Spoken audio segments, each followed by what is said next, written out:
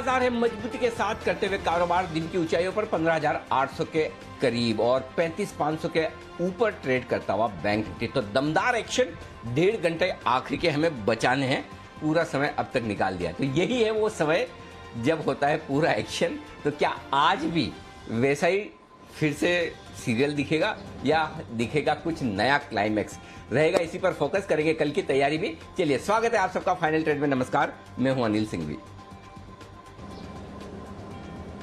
नमस्कार, मैं हूं दीपांशु भंडारी। और अनिल जी, एटलीस्ट कल जो डाउ फ्यूचर्स में वॉलेटिलिटी आई थी वैसा कुछ आज संकेत नहीं रहा है, हल्की सी सुस्ती में है, पर बाजार है डेज हाई पर। बताएं आने वाले 1.5 घंटे के लिए बड़ी बातें क्या हैं सर? सेंचुरी मारकर निफ्टी 15,800 के करीब ट्रेड करता हुआ दिख रहा है। 450 अंकों का बड़ा उछाल आपको नजर आएगा। सेंसेक्स में भी दोनों ही इंडेक्स दमदार तेजी के साथ ट्रेड करते हुए दिख रहे हैं। 550 अंक मजबूत। अब बैंक निफ्टी एकदम ट्रेडिंग रेंज के हायर एंड पर पहुंचता हुआ नजर आएगा आपको। यहां पर भी भरपूर एक्शन है। आईटी, एफएमसीजी को छोड़कर सभी सेक्टर मजबूत हैं आज के सेशन में। बैंक फाइनेंस ने कमान संभाली है तेजी की। फार्मा इंडेक्स 1.5% तक मजबूत हुआ है। मिड कैप और स्मॉल कैप इंडेक्स ने नया रिकॉर्ड बनाया है। ये है आपके लिए एक बार फिर से बड़ा एक्शन वाला। डाउ फ्यूचर्स एकदम सुस्त है, यूरोप में मिला जुला कारोबार है, लेकिन भारतीय बाजार अपनी धुन में, अपनी तेजी में भरपूर एक्शन में आते हुए दिख रहे हैं इस वक्त। तो ये है अब तक की दी बड़ी बातें। बिल्कुल सर, तो भरपूर एक्शन में बाजार आते हुए दिख रहे हैं। ढेरों ट्रिगर्स हैं, ढेरों फैक्टर्स हैं जिस पर हमारी नजर है। 35,700 के ऊपर बैंक निफ्टी जाते हुए दिख रहा है सर, और 15,800 के ऊपर निफ्टी है इस समय, डेज हाई पर है। कैसे देखें बाजार को? 15,800 पर निफ्टी थोड़ी रेजिस्टेंस जरूर दिखा रहा है सर, बट बैंक निफ्टी जैसा आपने कहा था लीड करते हुए दिख रहा है। निफ्टी कैचअप करने की कोशिश करेगा दीपा। बैंक निफ्टी तो ऑलरेडी मजबूती के साथ अब हाइस के आसपास पहुंच रहा है। बैंक निफ्टी उस लेवल पर पहुंच रहा है जहां रुकावट का लेवल है। यहां से 100 पॉइंट और 15,825, 15,800, 825 के आसपास पिछले 4-5 अटेम्प्ट में हम रुके। अगर आज उसके पार करके टिकते हैं तो ठीक है, नहीं तो ट्रेडिंग रेंज के हायर एंड पर हैं आप, वहां पर प्रॉफिट बुकिंग करनी होती है। 35,000 नोट, 15,000 नहीं, 35,800 के आसपास, 35,775 से 35,825, ये बैंक निफ्टी की वो रेंज है जहां पर बैंक निफ्टी ने पिछले 4 या 5 अटेम्प्ट में पार नहीं किया। अब कौन से वाले में करेगा? आज वाले में करेगा या आज भी रुकेगा, कहना मुश्किल है। लेकिन अब तक का ट्रैक रिकॉर्ड देखते हुए इस लेवल के आसपास 35,775, 35,825 इस रेंज में प्रॉफिट बुक करने की राय है। एक ही कंडीशन पर इस लेवल पर शॉर्ट करने की राय है, एक ही कंडीशन पर कि 35,850 के ऊपर निकले तो फिर किसी इनविटेशन का इंतजार न करें। यह ना बोले कि शॉर्ट काट लेना है और लॉन्ग करना है, ऐसा कुछ नहीं। लॉन्ग करने की राय आपको एकदम वक्त पर बैंक निफ्टी में शुक्रवार को दे दी थी कि आप लॉन्ग करके जाइए, कोई दिक्कत नहीं है आपके। और बड़े समय बाद हमने लॉन्ग करने की राय भी दी। 35,800 तक के टारगेट हैं, 725, 800 ये दो फाइनल टारगेट है। लगभग वहां तक पहुंच रहा है, 775 एक्चुअली, 35,775 मेरा फाइनल टारगेट है। उसके बाद 35,850 के ऊपर ही मैं बाय कॉल ट्रिगर करूंगा। अदरवाइज यहां पर प्रॉफिट बुक करने की राय है, जो कि 35,775, 35,825 की रेंज होती है। अब एग्जैक्टली वहां तक रुकना है, थोड़ा बहुत आगे पीछे, ये आपको अपना जजमेंट यूज करना पड़ेगा। 15,815 ये आपको लेवल दिया था दीप, याद होगा कि 15,815, 15,775 इस रेंज में वक्त बिताने की कोशिश करेगा निफ्टी। और आप देखिए अभी तक 15,815 पार नहीं किया। तो अगर आखिरी 1.5 घंटे में जाने के पहले हम 15,800 को फिर से अटेम्प्ट कर रहे हैं, पार करने की कोशिश कर रहे हैं, और अगर हम 15,800 को पार करके टिक जाते हैं, ठीक है, तो मुझे लगता है फिर 15,835 और 15,860 तक का रास्ता खुलता हुआ दिख रहा है। अच्छी बात है कि इस रनअप में हमने 15,915 का हाई निफ्टी में बनाया है और 35,815 का हाई बैंक निफ्टी में बनाया है। बैंक निफ्टी ने 35,815 का हाई पार किया है, निफ्टी अभी भी वहां से 100 पॉइंट दूर है, 100 पॉइंट दूर, 100 पॉइंट दूर है। सो कमो बेश 100 पॉइंट निफ्टी बैंक अपने हाई से दूर है, 100 पॉइंट निफ्टी और बैंक निफ्टी दोनों ही अपने अपने हाई से 100 पॉइंट दूर है, लेकिन मजबूती बढ़िया है। ट्रेडिंग रेंज के हायर एंड पे बैंक निफ्टी है और ऑलरेडी 500 पॉइंट ऊपर है। तो यहाँ पर मेरी खरीदारी करने के बजाय वेट एंड वॉच वाली राय होगी, प्रॉफिट बुक करने की राय होगी। देखते हैं 15,850 के ऊपर, 35,850 के ऊपर फ्रेश खरीदारी होगी। निफ्टी अभी भी जगह है, यहाँ से बढ़ सकता, तो चाहे यहाँ पर चाहे थोड़ा नीचे आए तो खरीदना चाहिए जी। बिल्कुल सर, तो बढ़िया एक्शन है और ऊपर जाने के आसार देखेंगे। थोड़ी देर में एनालिस्ट से चर्चा भी करेंगे। स्मॉल कैप मिड कैप में भी अच्छी तेजी बन रही है, तो आइए फिर इस एक्शन को आगे बढ़ाया जाए। बता देते हैं आपको आने वाले दिनों के लिए कुछ अहम इवेंट्स जहां पर बाजार की नजर है, और साथ ही किस तरह से खबरों वाले शेयर्स आज रिएक्शन में आ रहे हैं। मानसी हमारे साथ तैयार हैं बताने के लिए कौन से इवेंट्स पर नजर है, और वरुण बताएंगे खबरों वाले शेयर्स। मानसी, गुड आफ्टरनून, बताएं कौन से इवेंट्स हैं अहम। Good afternoon Deepanshu. एक तो वायदा में माइंडट्री और कैश में टाटा मेटलिक्स के नंबर्स पर आज नजर है। इसके अलावा अदानी ट्रांसमिशन की एजीएम आज होने वाली है, इस पर फोकस रहेगा। अमेरिका में महंगाई दर के आंकड़े आज आएंगे। कल वायदा में एल&टी टेक्नोलॉजी सर्विसेज और कैश में टिनप्लेट, डोडला डेयरी जैसी कंपनियों के नंबर्स पर फोकस है। जोमेटो का आईपीओ कल से खुलने जा रहा है, जिसका प्राइस बैंड 72 रुपए से 76 रुपए प्रति शेयर तय किया गया है। अदानी पोर्ट्स बॉन्ड के जरिए पूंजी जुटाने को लेकर कल कंपनी एक बोर्ड बैठक करेगी। हडसन एग्रो पर नजर रखिए, नतीजों के साथ क्यूआईपी पर बोर्ड बैठक कल होने जा रही है। साथ ही बीएसई पर लिस्टेड कंपनी एसवीपी ग्लोबल कल एनएसई पर भी लिस्ट होती हुई दिखेगी। UPL, Lakshmi organic, Mahindra EPC, tinplate, ये तमाम कंपनियां कल एक्स डिविडेंड ट्रेड करेंगी। वहीं प्रधानमंत्री मंत्रिपरिषद की बैठक की अध्यक्षता भी कल करने जा रहे हैं। गुरुवार के दिन यानी कि 15 जुलाई के दिन स्कैल्प मॉक डिजाइन इक्विटी के जरिए पूंजी जुटाने को लेकर कंपनी एक बोर्ड में बैठक करने जा रही है। ऑर्किड फार्मा इक्विटी के जरिए पूंजी जुटाने पर बोर्ड फैसला लेगा। वहीं जीआरएम ओवरसीज 2:1 की बोनस इश्यू की कल गुरुवार एक्स डेट होगी। और साथ ही TCS, MNM, Apollo Tyres, Bharat Forge, Coromandel International, Escorts, ये तमाम कंपनियां एक्स डिविडेंड गुरुवार के दिन 15 जुलाई को ट्रेड करती दिखेगी। ओके, तो ये है आपके लिए कुछ अहम इवेंट्स जहां पर रखनी है नजर। इससे पहले कि खबरों वाले शेयर्स जाने, जैसा हमारा यूजुअल रिचुअल है इस शो में, सबसे पहला बिगुल वागले साहब के लिए, बिगुल वागले का wonder.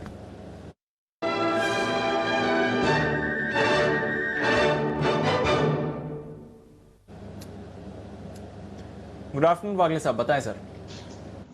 Good afternoon Deepanshu, good afternoon Anil ji. मेरा बाय कॉल है आईसीआईसीआई बैंक में। मुझे बैंकिंग में स्ट्रेंथ दिखती है, कंटिन्यू होते दिखती है। और आईसीआईसीआई ने एक 655-56 का एक मल्टीपल इंपॉर्टेंट रेजिस्टेंस को ब्रेक किया है, तो अभी 663 के करंट भाव से बाय करें। मुझे लगता है ये क्लोज स्टॉप लॉस 656 का होना चाहिए, 1% का।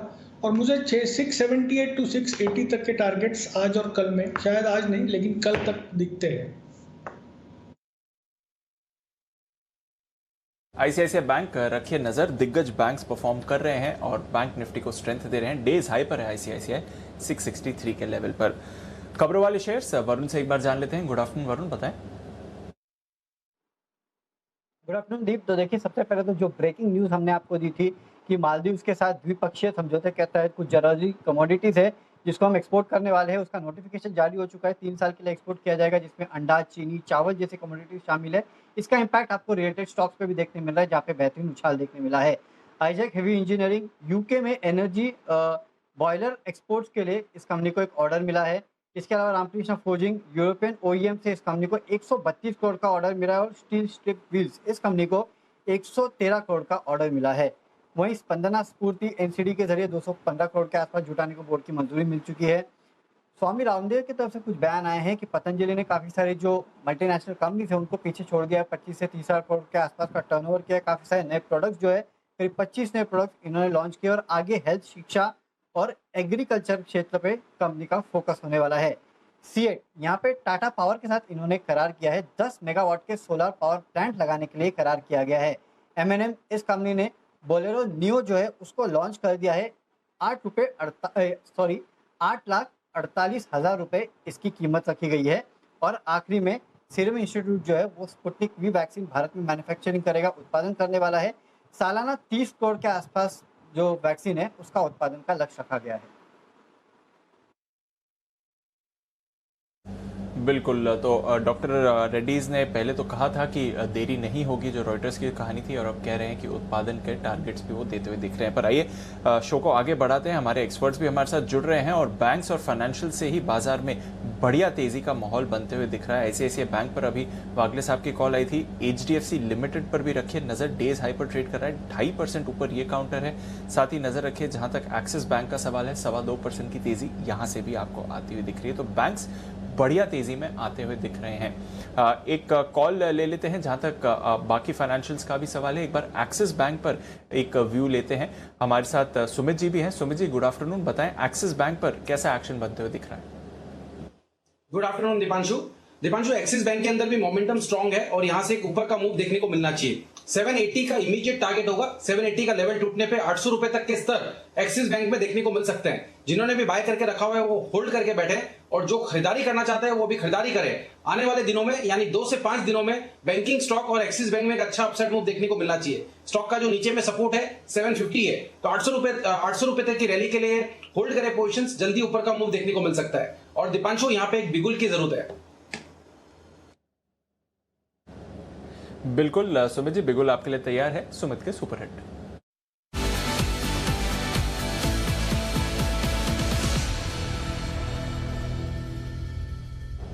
बताएं सर।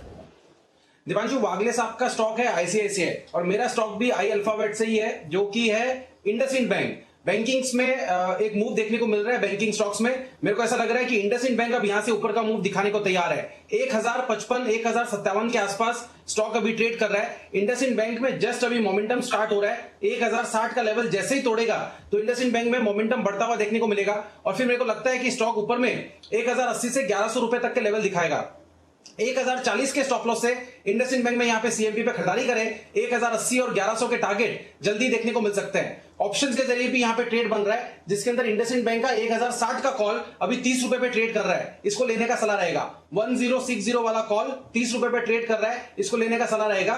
नीचे में 20 रुपए का स्टॉप लॉस लगाएं, ऊपर में 50 रुपए से लेकर 60 रुपए तक के टारगेट 1060 के कॉल के अंदर देखने को मिल सकते हैं और स्पॉट के अंदर 1080 से लेकर 1100 तक के मूव इसी हफ्ते में देखने को मिलने चाहिए। ओके, तो इंडसइंड बैंक यहाँ पर रखिए नजर, एक्सिस बैंक वहां पर रखिए नजर, आईसीआईसीआई बैंक ये है वागले साहब की पसंद। यहाँ पर भी एक्शन भरपूर होते हुए दिख रहा है। एचडीएफसी लिमिटेड, इस पर क्या चल रहा है एक बार यहाँ पर भी राय ले ले। कुणाल जी भी हमारे साथ है। कुणाल जी, गुड आफ्टरनून। एचडीएफसी सहारा दे रहा है निफ्टी को इस समय, क्या व्यू है सर? 2550 पर काउंटर आते हुए दिख रहा है।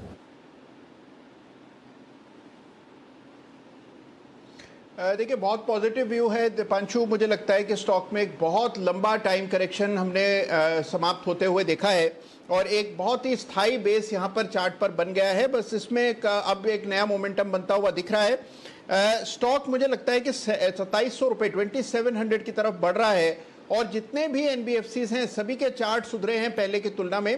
तो एचडीएफसी बिल्कुल खरीद करके चलना चाहिए। जिनके पास है निश्चिंत होकर के बने रहें। 2700 का लक्ष्य मुझे कुछ समय में इसमें आता हुआ दिख रहा है।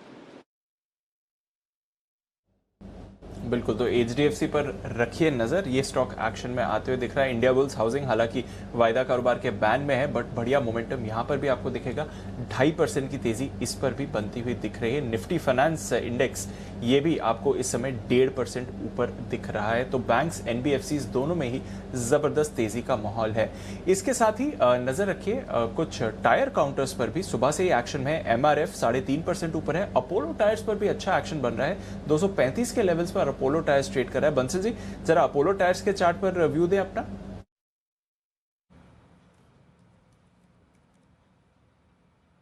देखिए दीपांशु, आपने राइटली मेंशन करा, टायर स्टॉक्स में मूव है। अपोलो टायर मूव कर रहा है और अपोलो टायर में भी एक शॉर्ट टर्म चार्ट पर 233 के ऊपर एक ब्रेकआउट देखने को मिल रहा है। तो जिनके पास है दीपांशु होल्ड करें। अगर टायर स्टॉक में कुछ लेना है तो दीपांशु मैं एमआरएफ के साथ जाना चाहूंगा। उसका टेक्निकल पैटर्न मुझे अपोलो टायर से बेहतर लग रहा है। एमआरएफ बेटर पिक रहेगा अगर टायर्स में ट्रेड कर रहे हैं, बट सारे टायर स्टॉक्स वायदा कारोबार और कैश यूनिवर्स से अच्छी ट्रेडिंग में दिख रहे हैं। आइए देखते हैं वागले साहब को क्या पसंद आया है। बिगुल, वागले का बंडल।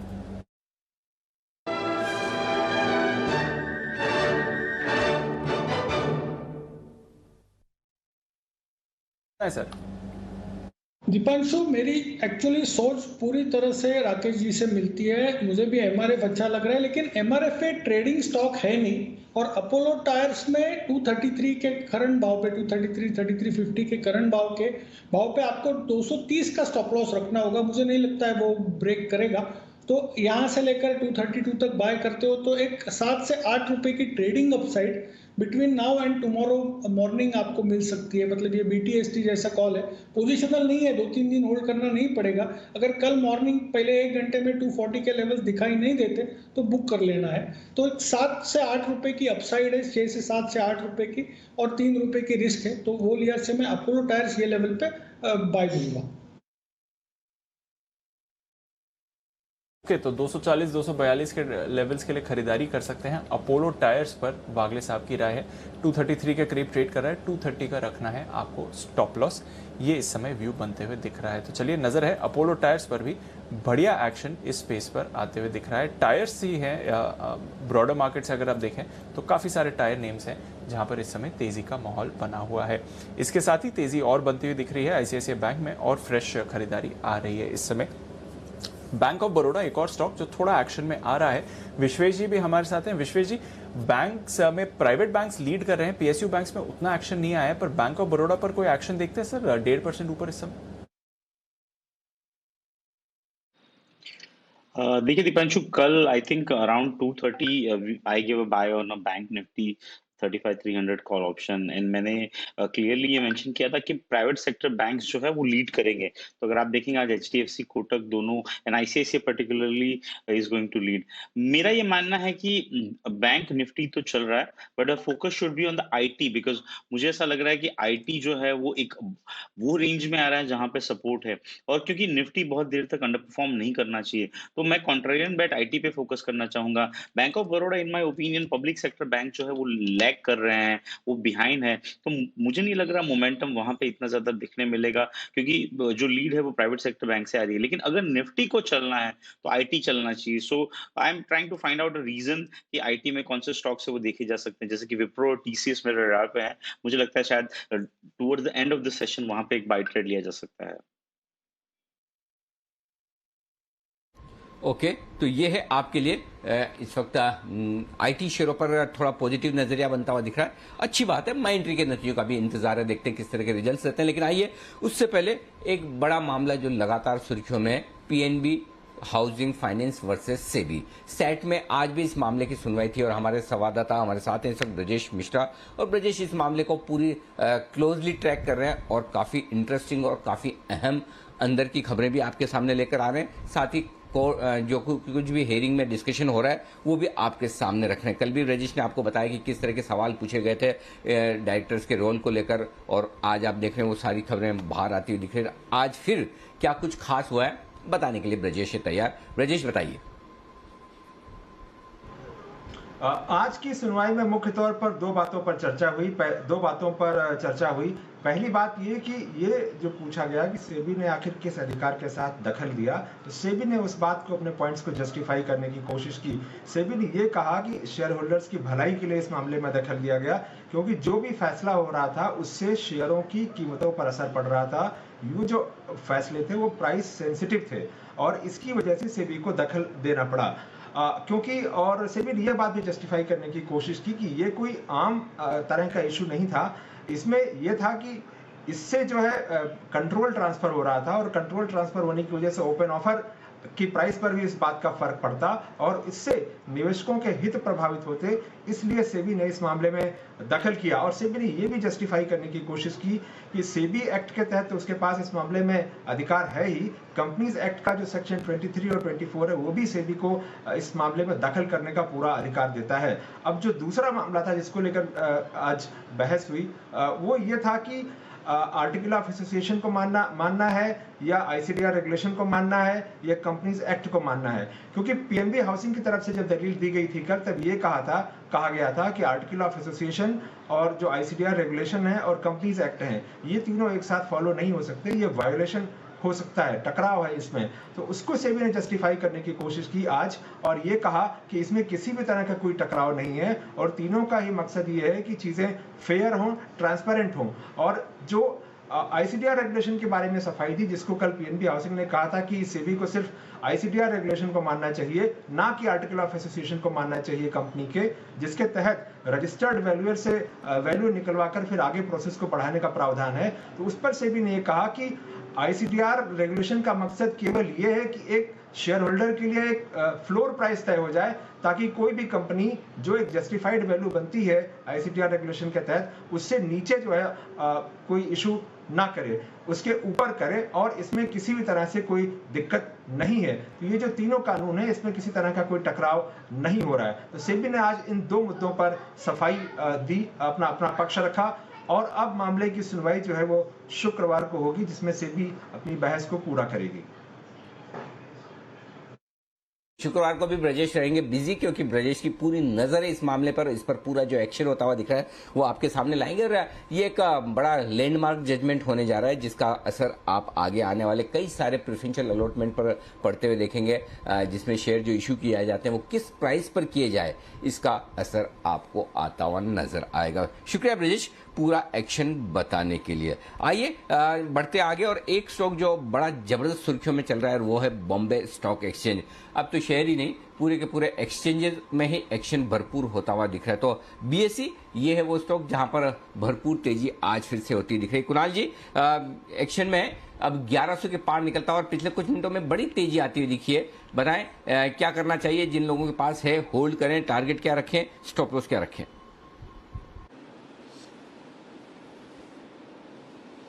अनिल जी देखिए, इसका जवाब तो आप दें बेहतर रहेगा अनिल जी, क्योंकि आपने बहुत नीचे के लेवल से बड़ी कन्विक्शन के साथ लगातार मेरे ख्याल 3 या 4 बार इस पर खरीदारी की राय दी है।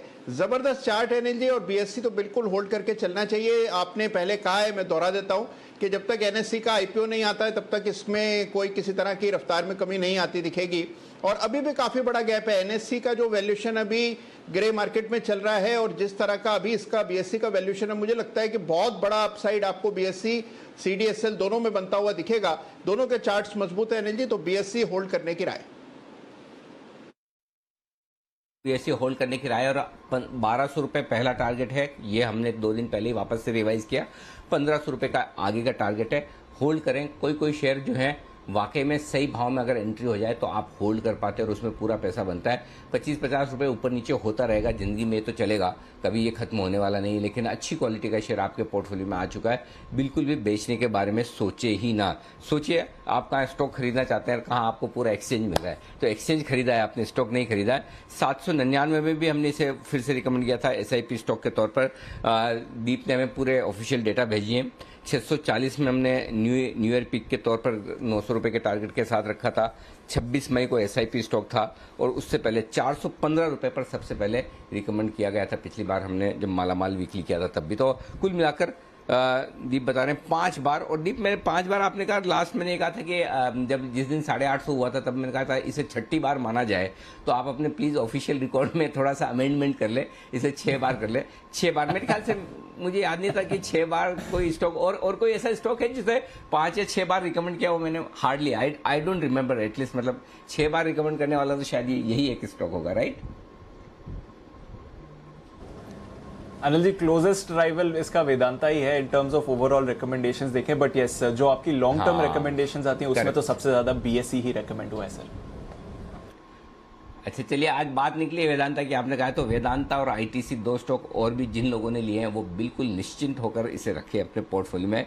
कब किसका वक्त आएगा ये तो पता नहीं, लेकिन ये भी किसी दिन तो वो गाना गाएंगे, अपना टाइम आएगा, तो चिंता न करें बिल्कुल भी। अगर अच्छे स्टॉक हैं पोर्टफोलियो में, चलने का वक्त पता नहीं होता लेकिन चलेंगे ये पता होता है, बिजनेसेस अच्छे हैं और आगे कुछ न कुछ अच्छा होने वाला। तो काफ़ी लोग आईटीसी पीड़ित हैं, तो बिल्कुल निश्चिंत रहें, एक दिन आपके चेहरों पे मुस्कुराहट जरूर होगी, निश्चिंत रहें, भरोसा बनाए रखें। मार्केट का काम ही है कि पेशेंस टेस्ट करता है। कई सालों तक रिलायंस, कई सालों तक एचयूएल, ऐसे ढेर सारे स्टॉक्स, लंबी लिस्ट है जिन्होंने 3-3, 4-4, 5-5 साल तक कुछ नहीं किया, और जब किया तो ऐसा कुछ किया कि लोग देखते रह गए, दंग रह गए। फिर बाद में कहना हाँ हमें तो पता था कभी न कभी तो चलना ही था, ये तो बहुत बढ़िया कंपनी थी, हाँ सबको मालूम था ये तो चलना ही था, ये भी वक्त आएगा। तो देखिए कोई दिक्कत नहीं अगर आप इन्वेस्टर हैं। हाँ ये जरूर है कि इस तरह की तेजी के मार्केट में जब आप एक दिन स्टॉक खरीदते हैं दूसरे दिन बढ़ जाता है तो आपको वो मिस आउट वाली फीलिंग होती है कि मेरा ही स्टॉक नहीं चल रहा है बाकी सारे चल रहे हैं, वो दर्द होता है और होना भी चाहिए। लेकिन यही है कि इन्वेस्टर्स में और फिर मोमेंटम ट्रेडर्स में या इन्वेस्टर्स में यही फर्क होता है। तो चलिए ये है आपके लिए पूरा का पूरा एक्शन बाजार का इस वक्त होता हुआ दिख रहा है। दीप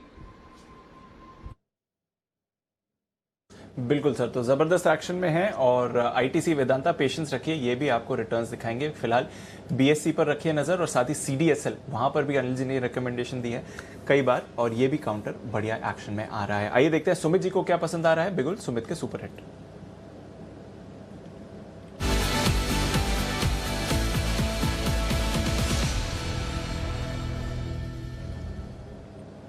बताएं सुमित जी।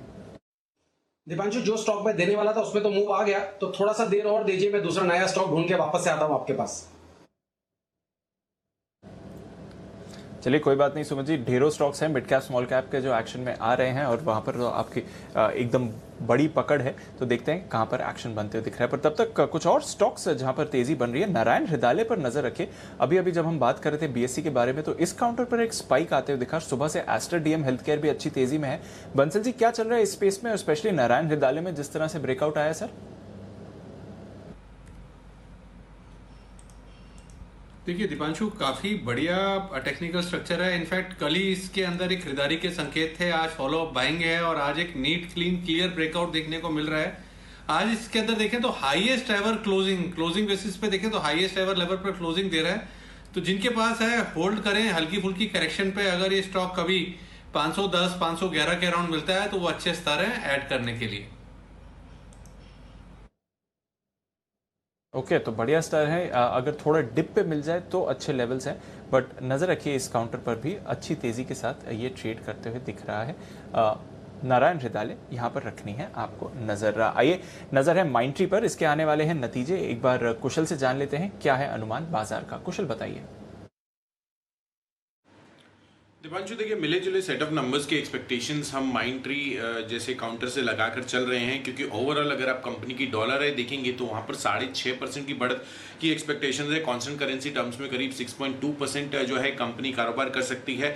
और अगर इसका रिटेल और साथ ही जो ट्रैवल वर्टिकल है वहां पर जिस तरह की रिकवरी हुई है, स्वाभाविक है कि डॉलर आय में अच्छी बढ़त एक्सपेक्टेशंस है। पर कहीं ना कहीं जिस तरह से ट्रैवल कॉस्ट वापस से रिज्यूम होते हुए नजर आ रहे हैं और ओवरऑल जो कंपनी की मार्जिन्स है उस पर इम्पैक्ट हमारी एक्सपेक्टेशन से करीब 1% का हिट यहां पर लग सकता है तिमाही आधार पर, और 17.5% के मार्जिन्स कंपनी रिपोर्ट कर सकती है।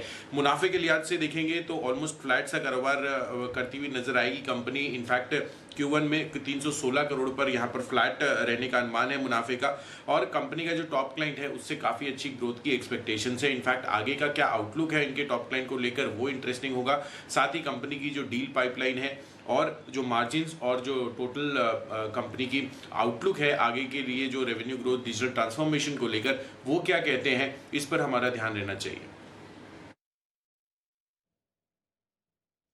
बिल्कुल, तो नजर रखिए ये है आपके लिए माइंट्री। देखते हैं सेकंड आईटी कंपनी जो अपने नतीजों के साथ आ रही है। कल इन्फोसिस के भी नतीजे हैं।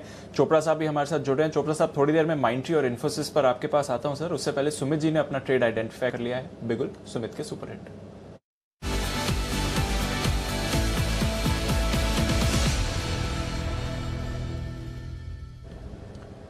बताएं सुमित जी।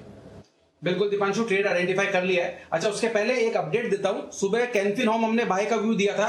स्टॉक देखिए अभी ऑलमोस्ट 5.5% ऊपर है और 549 का हाई लगा है। मैंने सोचा था 3-4 दिन में टारगेट आएंगे, लेकिन 3-4 घंटे के अंदर कैनफिन होम के टारगेट देखने को मिल रहे हैं। तो अभी जिन्होंने सुबह बाय किया था वो ट्रेलिंग स्टॉप लॉस का यूज करें, क्योंकि सुबह से अभी 25 रुपया इन द मनी है, यानी 25 रुपया अभी प्रॉफिट में है। यहां से और ऊपर का मूव अभी देखने को मिलेगा, क्योंकि कैनफिन होम में अभी जस्ट शुरुआत हुई है। तो ट्रेलिंग स्टॉप लॉस का जरूर यूज करें और पोजीशन होल्ड करें। ये तो था अपडेट कैनफिन होम के ऊपर। और अब जो स्टॉक रडार पे आया है उसका वो भी सी से ही स्टार्ट होता है। बैंकिंग स्टॉक है। स्टॉक का भाव चल रहा है 26 रुपए 70 पैसे, 26 रुपीज 70 पैसा।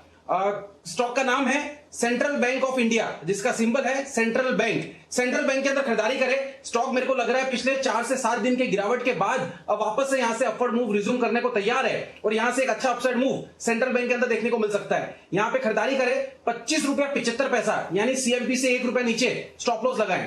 पहला टारगेट इसका बनेगा 29 रुपीज का, दूसरा टारगेट इसका बनेगा 31 रुपीज का। बहुत जल्दी ये लेवल सेंट्रल बैंक के अंदर देखने को मिलेंगे। खरीदारी करें। रिस्क रिवॉर्ड रेशियो बहुत अच्छा बैठ रहा है, 25-75, स्टॉप लॉस 29 से 31 का टारगेट। एक वीक का टाइम होराइजन लेके इसके अंदर काम करें। ओके, एक वीक बोले या एक दिन सुमित जी? अनिल जी, मैंने तो एक वीक बोला है, एक दिन में हो जाए तो पता नहीं। ओके, चलिए ठीक है। तो खरीदारी करने की राय सेंट्रल बैंक में सुमित जी की तरफ से 29 रुपए और 31 रुपए के टारगेट के लिए 25-75 का स्टॉप लॉस। 2:30 हुने वाले हुए नहीं है, 1 मिनट बाकी है। अभी फोन लगा देते हैं सेठी साहब को, 1 मिनट गपशप लगाएंगे और एग्जैक्ट 2:30 पर उनकी पिक्स ले लेंगे, ताकि उनको यह भी नहीं लगे कि जल्दी ले ली हमने। बिल्कुल समय पर बिगुल के साथ करिए स्वागत।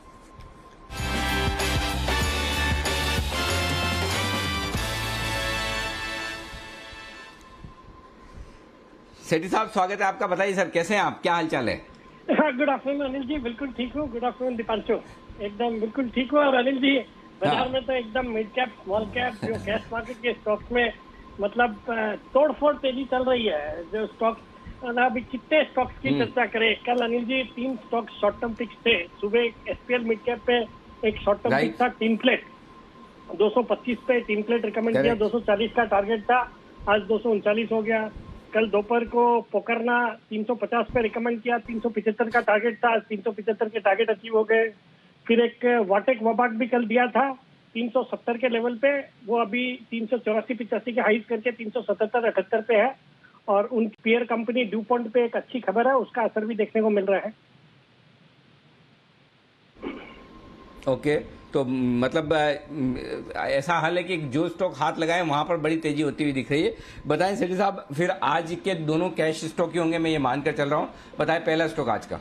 अनिल जी दोनों कैश स्टॉक है आज के, और बाकी टाइम परमिटिंग और आपकी इजाजत होगी तो एक एफएनओ का स्टॉक भी देने का इरादा है अनिल जी। बाकी अनिल जी जो 2 कैश स्टॉक जी, का बिल्कुल, जो पहला स्टॉक है एक सॉलिड कंपनी है, कंपनी का नाम है वेल्सपन कॉर्प, जो कि अभी 154 के लेवल पे स्टॉक ट्रेड कर रहा है। ये फ्लैगशिप कंपनी है वेल्सपन ग्रुप की, दुनिया की one of the largest welded line pipe बनाने वाली कंपनी है। ये जो पाइप्स है ये ऑयल कंपनी यूज करती है, और इनकी अगर क्लाइंट लिस्ट देखेंगे तो जितने भी बड़े ऑयल प्रोड्यूसर्स हैं, Saudi Aramco, Reliance, Total, Chevron, Exxon Mobil, Shell, Qatar Petro, सब इनके कस्टमर्स हैं। और कई सारे प्रेस्टिजियस प्रोजेक्ट्स में इन्होंने पाइप्स अपनी सप्लाई करी है। और जिस तरह से क्रूड प्राइसेस में एक अच्छा खासी तेजी चल रही है, मुझे लगता है ये जो कंपनी के फॉर्च्यून्स भी क्रूड प्राइसेस के साथ टाइड अप है, बिकॉज ऑयल कंपनीज की जब बैलेंस शीट सुधरती है और प्रॉफिट ज्यादा होते हैं तो उनका जो निवेश है वो बढ़ता है, तो उसका फायदा होना है। सॉलिड फंडामेंटल्स है, वैल्यूएशन बहुत ही सस्ते हैं, 6 के मल्टीपल पे ये स्टॉक ट्रेड करता है, जबकि आप इसके पीयर्स को देखेंगे तो 19-20 के मल्टीपल पे है। 5 रुपए का डिविडेंड देती है कंपनी, डिविडेंड यील्ड है अराउंड 3.2%।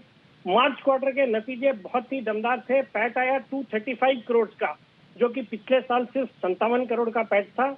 और रिटर्न ऑन इक्विटी है कंपनी का 17%, डेट इक्विटी है 0.15, और काफी अच्छे फंड्स डीआईआई और एफआईज मिलकर अराउंड 21.5% हिस्सेदारी रखते हैं इसमें, जिसमें एलआईसी है, निपॉन है, गोल्डमैन सैक्स है, और बाजार के दिग्गज निवेशक आकाश भंसाली जी भी अराउंड 3.14% स्टेक इसमें ओन करते हैं। तो हम bullish on the stock. Short term में मेरा इसमें टारगेट रहेगा 170 रुपए का, स्टॉप लॉस रखना है 148 रुपए का। 148 रुपए के स्टॉप लॉस के साथ 170 के टारगेट के लिए करें खरीदारी। ये है आपके लिए बेहतरीन स्टॉक वेल्सपन कॉर्प। और वेल्सपन कॉर्प हमारा एसआईपी स्टॉक भी रह चुका है और यहां पर भी बड़ी एक्शन खरीदारी की तरफ आती हुई दिख रही। तो ये एक और स्टॉक है जहां पर मजबूती के साथ ट्रेड होता हुआ दिख रहा है, जहां एसआईपी स्टॉक में भी ये शामिल हुआ है। आइए सेठी साहब से पूछते हैं उनका दूसरा स्टॉक। सेठी साहब बताएं सर, दूसरा स्टॉक। दूसरा स्टॉक अनिल जी वो भी ऐसा स्टॉक है जो आपके दिल के करीब है। और अनिल जी अब तो फंडामेंटली अच्छे स्टॉक में ये बोलना तो बंद ही करना पड़ेगा कि एसआईपी स्टॉक में कवर किया हुआ या मालामाल वीकली में कवर किया हुआ, बिकॉज जितने अच्छे क्वालिटी के स्टॉक्स हैं वो वहाँ पे मेरे ख्याल से मोर और लेस सब कवर किए हुए होते हैं। सही बात। और ये स्टॉक भी वैसा स्टॉक है, कंपनी का नाम है ग्रीव्स कॉटन। ये स्टॉक मुझे याद आता है आपने कई बार नेशनल लेवल्स पे इसको रिकमेंड किया और कई दिनों तक इस स्टॉक ने पेशेंस को टेस्ट किया और चला नहीं था, और जब चला तो एक दमदार तेजी हो गई। अभी 172-73 के लेवल पे ट्रेड करता है। ये कंपनी भी एक नाम में कॉटन है, बट ये टेक्सटाइल कंपनी नहीं है, ये इंजन्स बनाने वाली कंपनी है, जो कि ऑटोमोबाइल सेक्टर के लिए इंजन्स बनाती तो है ही है। इसके अलावा फार्म इक्विपमेंट, फिर आपके माइनिंग और कंस्ट्रक्शन इक्विपमेंट, इन सब के लिए भी इंजन्स बनाती है। और बहुत ही दमदार क्लाइंट लिस्ट है, टाटा मोटर्स, M&M, पियाजियो। और ये कंपनी एक इलेक्ट्रिक व्हीकल्स में सीरियस प्लेयर है। कंपनी ने कुछ साल पहले एक एम्पियर व्हीकल्स नाम की कंपनी को अक्वायर किया था और इलेक्ट्रिक व्हीकल्स के स्पेस में फोरे किया। फिर कुछ क्वार्टर्स या कुछ महीनों पहले एक बेस्ट वे एजेंसीज करके नोएडा की 3 व्हीलर मेकर है, उसको भी एक्वायर किया। और ये जो 3 व्हीलर इलेक्ट्रिक जो व्हीकल्स है, इनका आजकल कार्गो डिलीवरी के लिए जो ई कॉमर्स कंपनीज है वहाँ पे काफी बड़ा डिमांड है, तो उस लिहाज से भी अच्छा लगता है। और दूसरा, आज एक खबर आ रही है कि महाराष्ट्र के जो एनवायरमेंट मिनिस्टर है आदित्य ठाकरे जी, वो आज महाराष्ट्र में ईवी पॉलिसी अनाउंस करने वाले हैं। मुझे लगता है उसका एक बड़ा इम्पैक्ट ये जितने ईवी मैन्युफैक्चरर्स है, जैसे ग्रीव्स कॉटन की तो मैं बात कर ही रहा हूँ, इसके अलावा भी JBM ऑटो है, फिर ओलेक्ट्रा ग्रीन टेक है, या ईवी इंफ्रास्ट्रक्चर वाली कंपनीज है, उनमें एक पॉजिटिव इम्पैक्ट देखा जाना चाहिए कल के बाजार में, तो उस लिहाज से भी अच्छा लगता है। और बाकी अनिल जी एक्सेलेंट इस कंपनी का ट्रैक रिकॉर्ड रहा है। नॉर्मल ईयर में ROE 16%, return on capital employed 20%, एक जीरो डेट कंपनी है। और इस कंपनी का तो ऐसा है कि कुछ साल पहले कंपनी के ने बाईबैक ही 175 रुपए पे किया हुआ है स्टॉक इस कंपनी में, वो भी एक सब्सटेंशियल अमाउंट 240 करोड़ का बाईबैक था जहां तक मुझे याद है। और उसी लेवल पे ये स्टॉक आज साल 2 साल के बाद वापस आया है। मुझे लगता है ये स्टॉक यहाँ पे बिल्कुल खरीदना चाहिए। मेरा इसमें शॉर्ट टर्म का टारगेट है 185-190 रुपए का, स्टॉप लॉस रखना है 168 रुपए का। स्टेट का स्टॉप लॉस 185 और 190 के टारगेट के लिए आपको करनी है खरीदारी ग्रीव्स कॉटन में। तो 2 स्टॉक है आए सेठी साहब की तरफ से, वेल्सपन कॉर्प और ग्रीव्स कॉटन। सेठी साहब आप बने रहे, हम आपसे वायदा कारोबार की एक और पिक भी लेने की तैयारी में। उससे पहले एक बार कुणाल जी, राकेश जी काफी समय से इंतजार कर रहे हैं, उनके लिए बिल्कुल चार्ट कॉर्नर का।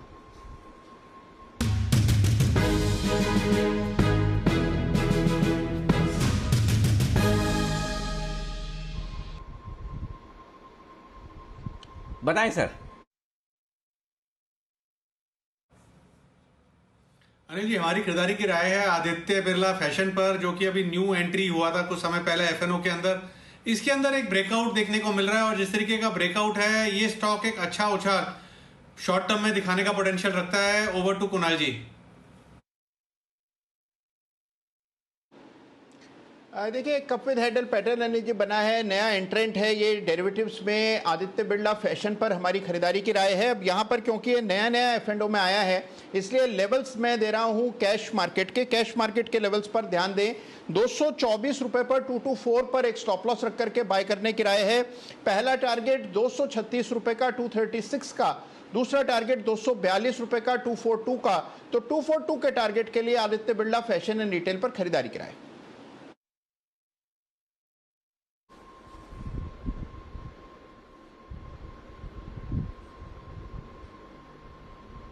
ओके, तो ये है आदित्य बिरला फैशंस पर खरीदारी करने की राय आपके लिए आती हुई दिख रही कुणाल जी और राकेश जी की तरफ से। एक और शो की मेरे ख्याल से सुबह भी खबर, हाँ सुबह जय ठक्कर ने भी सुबह यहाँ पर खरीदारी करने की राय दी थी। कुणाल जी राकेश जी को भी पसंद है। आइए सेठी साहब हमारे साथ हैं। सेठी साहब को एक एफएनओ का स्टॉक भी पसंद है। सेठी साहब बताएं आपकी वायदा कारोबार की पिक। हाँ बिल्कुल अनिल जी, जो आपका वायदा कारोबार में खरीदारी करने का स्टॉक है, वो स्टॉक एक फार्मा कंपनी है, औरोबिंदो फार्मा, जो कि अभी 954.55 पे है, जो जुलाई के फ्यूचर्स ट्रेड करते हैं। इस स्टॉक को करेंट लेवल्स पे बिल्कुल खरीदना चाहिए। जिस तरह से थोड़े दिन पहले खबर आई थी कंपनी ने अपने इंजेक्टेबल्स कारोबार को डीमर्ज किया है, मुझे लगता है वहां पे कुछ पॉजिटिव अनाउंसमेंट आने वाले दिनों में बिल्कुल एक्सपेक्ट करने चाहिए। और ये स्टॉक वैसे भी आप फंडामेंटली बहुत ही सॉलिड स्टॉक है, दमदार कंपनी है फार्मा स्पेस से, और वैल्यूएशन के लिहाज से भी जो बड़ी फार्मा कंपनीज में काफी डिस्काउंट पे ट्रेड करता है कंपेयर टू इट्स पीयर्स। तो इस स्टॉक को करंट लेवल्स पे खरीदारी करने की सलाह है। मेरा एक इसमें 1000 रुपए का टारगेट है शॉर्ट टर्म में, और स्टॉप लॉस रखना है 940 रुपए का।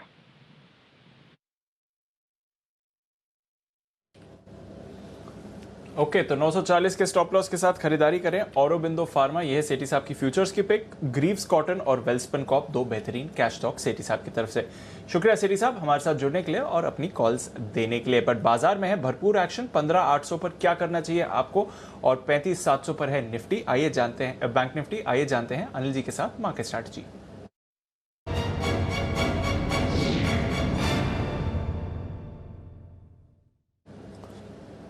सर, ग्लोबल बाजारों की बात करें तो डाउ फ्यूचर्स सुबह से एकदम सीमित दायरे में कारोबार कर रहे हैं। 20 पॉइंट्स नीचे सुबह भी थे, अभी भी 20 पॉइंट्स नीचे ही दिखेंगे।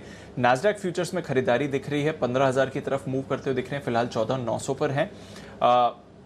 यूरोप की ठीक ठाक शुरुआत हुई थी, यूके में थोड़ी तेजी है, फ्रांस और जर्मनी हल्की सी गिरावट दिखा रहे सर, बट एकदम सपाट कह सकते हैं आप। और एशिया में तो मजबूत कारोबार रहा ही है, जहां पर हांगकांग 1.5% से ज्यादा की तेजी में रहा। तो ओवरऑल ग्लोबल क्यूज तो ठीक ठाक दिख रहे हैं सर, हम भी डेज हाई पर हैं। क्या करना चाहिए? कहीं कोई दिक्कत वाली बात है नहीं दीप, और ठीक है अमेरिका में एकदम सुस्ती है, लेकिन 2 दिनों से अमेरिकी बाजार अच्छी मजबूती के साथ बंद हुए, तो थोड़ी बहुत सुस्ती होना लाजमी है।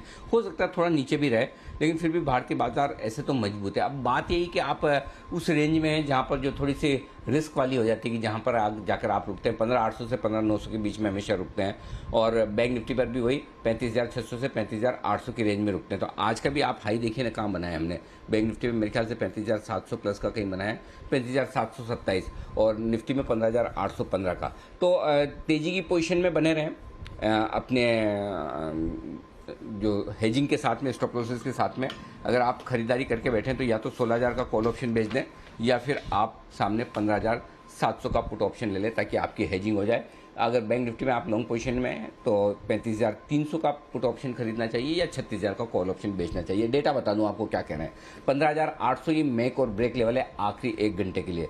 15,800 के पुट पर 44 लाख शेयर हैं और 15,800 के कॉल्स पर 58 लाख शेयर हैं, जो कि हाईएस्ट है। तो जाहिर सी बात है हाईएस्ट ओपन इंटरेस्ट को पार करना इतना आसान काम नहीं। लेकिन एक अच्छी बात क्या है कि 33 लाख शेयर आज 15,800 के पुट पर जुड़े हैं, यानी कि अभी तक हमने 15,800 को बहुत ढंग से बहुत ज़्यादा देर तक पार करके टिके नहीं है। उसके बावजूद 15,800 पर तगड़ी पुट राइटिंग होती दिख रही है, यानी कि कल 15,800 के ऊपर निकल कर निफ्टी टिकेगा और आज 15,800 के ऊपर बंद देने की कोशिश कर सकता है। ये संकेत वायदा कारोबार के डेटा से आते दिख रहे हैं। तो मेरा ये समझना है आज क्लोजिंग के लिहाज से 15,775 से लेकर 15,835 के बीच में कहीं न कहीं निफ्टी क्लोज होना चाहिए। ज़्यादा संभावना है 15,815-20 के आसपास बंद होता हुआ दिखे। फिलहाल डेटा में ये संकेत आते हुए दिख रहे हैं, तो देखते हैं। और बहुत ही छोटी रेंज लेनी है तो 15,790 से 15,815-20 ये 20-30 पॉइंट की रेंज है जहां पर निफ्टी रुकना चाहिए। तो ये आपके लिए आखिरी घंटे पे क्लोजिंग के लिहाज से, और लॉन्ग पोजीशन को आप होल्ड कर सकते हैं। निफ्टी में अभी भी 100 पॉइंट की जगह है हाई रेंज में एकदम पहुंचने के पहले,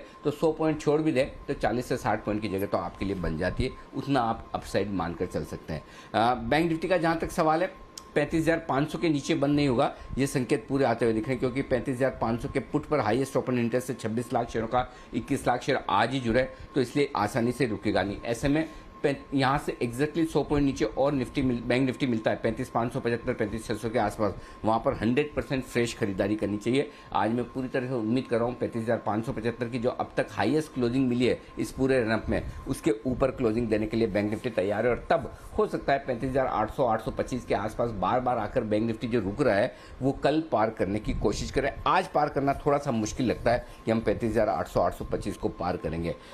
इमीडिएटली सपोर्ट 35,600 के आसपास है ही, 14 लाख शेयर पुट में है। ऊपर की तरफ आपको 36,000 के पहले कोई बड़ी रुकावट है नहीं।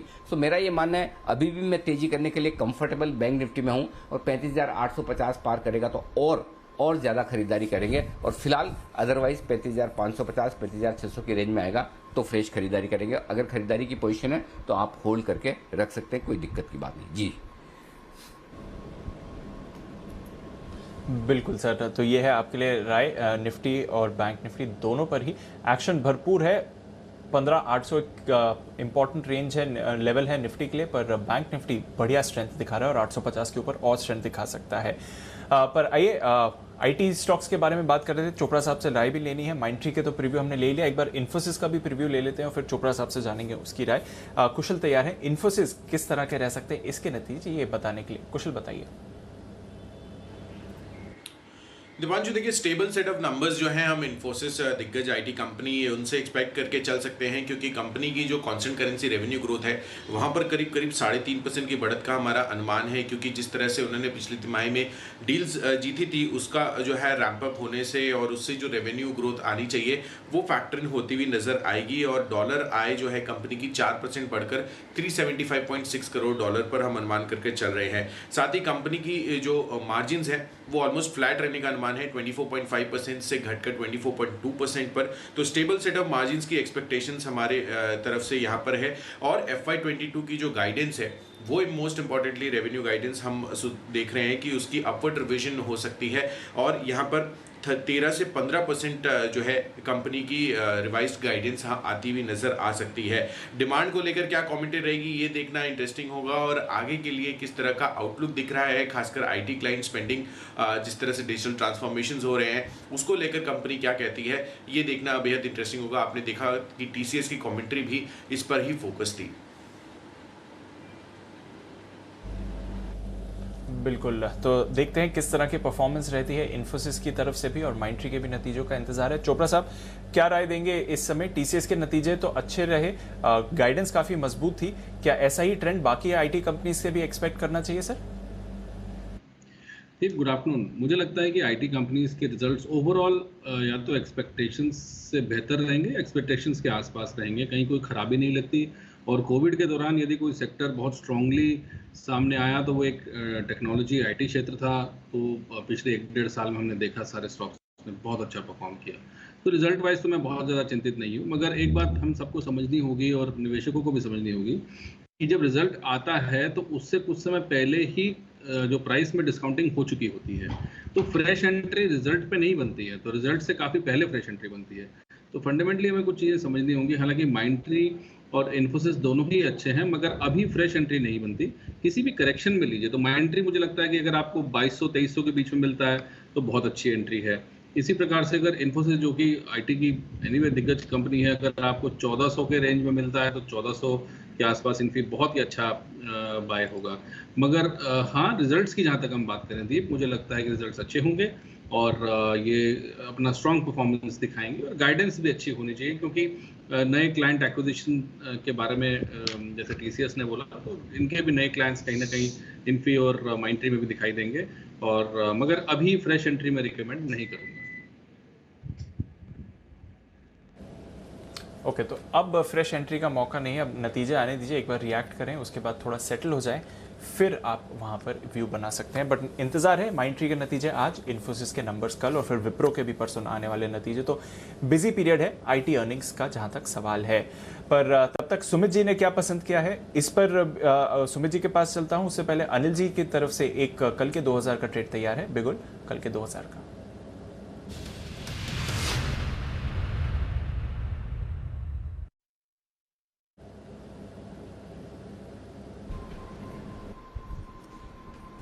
दीप, खरीदारी करने की राय है और खरीदारी करनी है टाटा मोटर्स में 308.50 309 रुपए के आसपास ये स्टॉक ट्रेड करता हुआ दिखा है, यहाँ पर खरीदारी करने की राय है।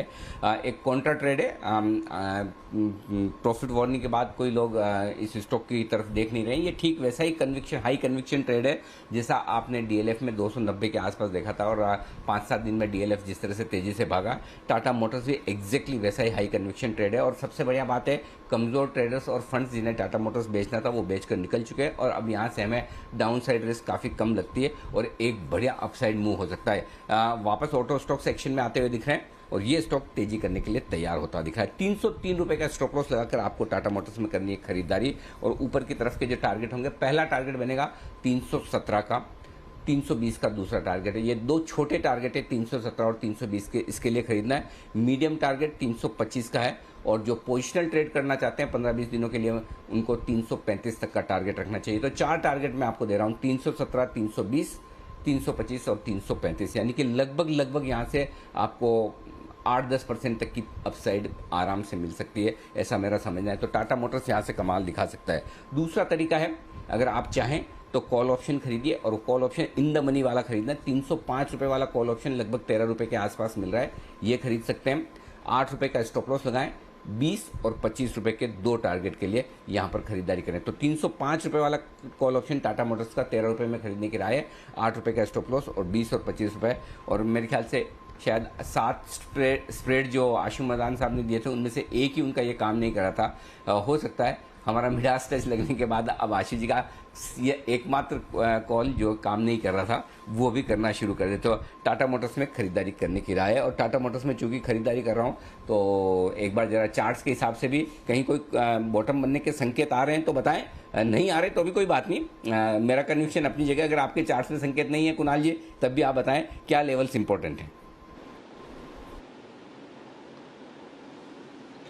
नहीं अनिल जी, बिल्कुल आपके चार्ट, आपके कन्विक्शन के साथ मैं सहमत हूं और उसकी वजह अनिल जी ये है कि चार्ट पर एक सपोर्ट है। सपोर्ट 300 रुपए के आसपास है। 300 रुपए एक साइकोलॉजिकल लेवल भी है और चार्ट पर भी एक अहम सपोर्ट है। यहीं से स्टॉक वापस ऊपर जाता हुआ दिख रहा है। इसका अगर शॉर्ट टर्म बहुत इंट्राडे चार्ट देखें अनिल जी तो एक राउंडिंग बॉटम पैटर्न बन रहा है, ब्रेकआउट आता हुआ दिख रहा है। मुझे लगता है कि कम से कम एक पुल बैक की जगह तो बिल्कुल चार्ट पर दिखती है। 330 335 तक चला जाए तो कोई आश्चर्य नहीं होना चाहिए। 335 पर अगला कंजेशन है तो 335 के टारगेट के लिए मेरी खरीदारी की राय। ओके, 335 तक का टारगेट लगभग टारगेट। और मैं कारण भी बता दूं दीप की जिस वजह से पसंद है। पहला, इलेक्ट्रिक व्हीकल्स वाला सेगमेंट कमाल करता हुआ नजर आएगा। दूसरा, अभी हाल ही में चाइना ने अपने रेट्स घटाए, रेपो रेट्स वगैरह कम किए लिक्विडिटी बढ़ाने के लिहाज से, उसका फायदा मिलेगा जेएलआर को। और दूसरा ये कि जो वापस कोविड की दूसरी लहर आई और उसकी वजह से जो काफ़ी कुछ यूके वगैरह में जो शटडाउन देखने को मिले, उसके चलते हुए कुछ इंसेंटिव्स के भी प्लान हैं वहाँ की सरकार के। तो 2-3 बड़े ट्रिगर हैं और बाद में इकोनॉमी की ग्रोथ तो है ये जो दुनिया भर में होने जा रही है। ये सारे कारण कारण है जिसकी वजह से फंडामेंटली हमें टाटा मोटर्स लगता है कि यहाँ पर एकदम परफेक्ट है खरीदारी करने के लिहाज से, इन्वेस्टमेंट के लिहाज से भी, ट्रेडिंग के लिहाज से भी, शॉर्ट टर्म भी, पोजिशनल भी। आइए ट्रेडिंग के लिहाज से एक और स्टॉक आपके लिए आता हुआ दिख रहा है और ये तैयारी है सुमित जी की तरफ से, सुमित का सुपरहिट।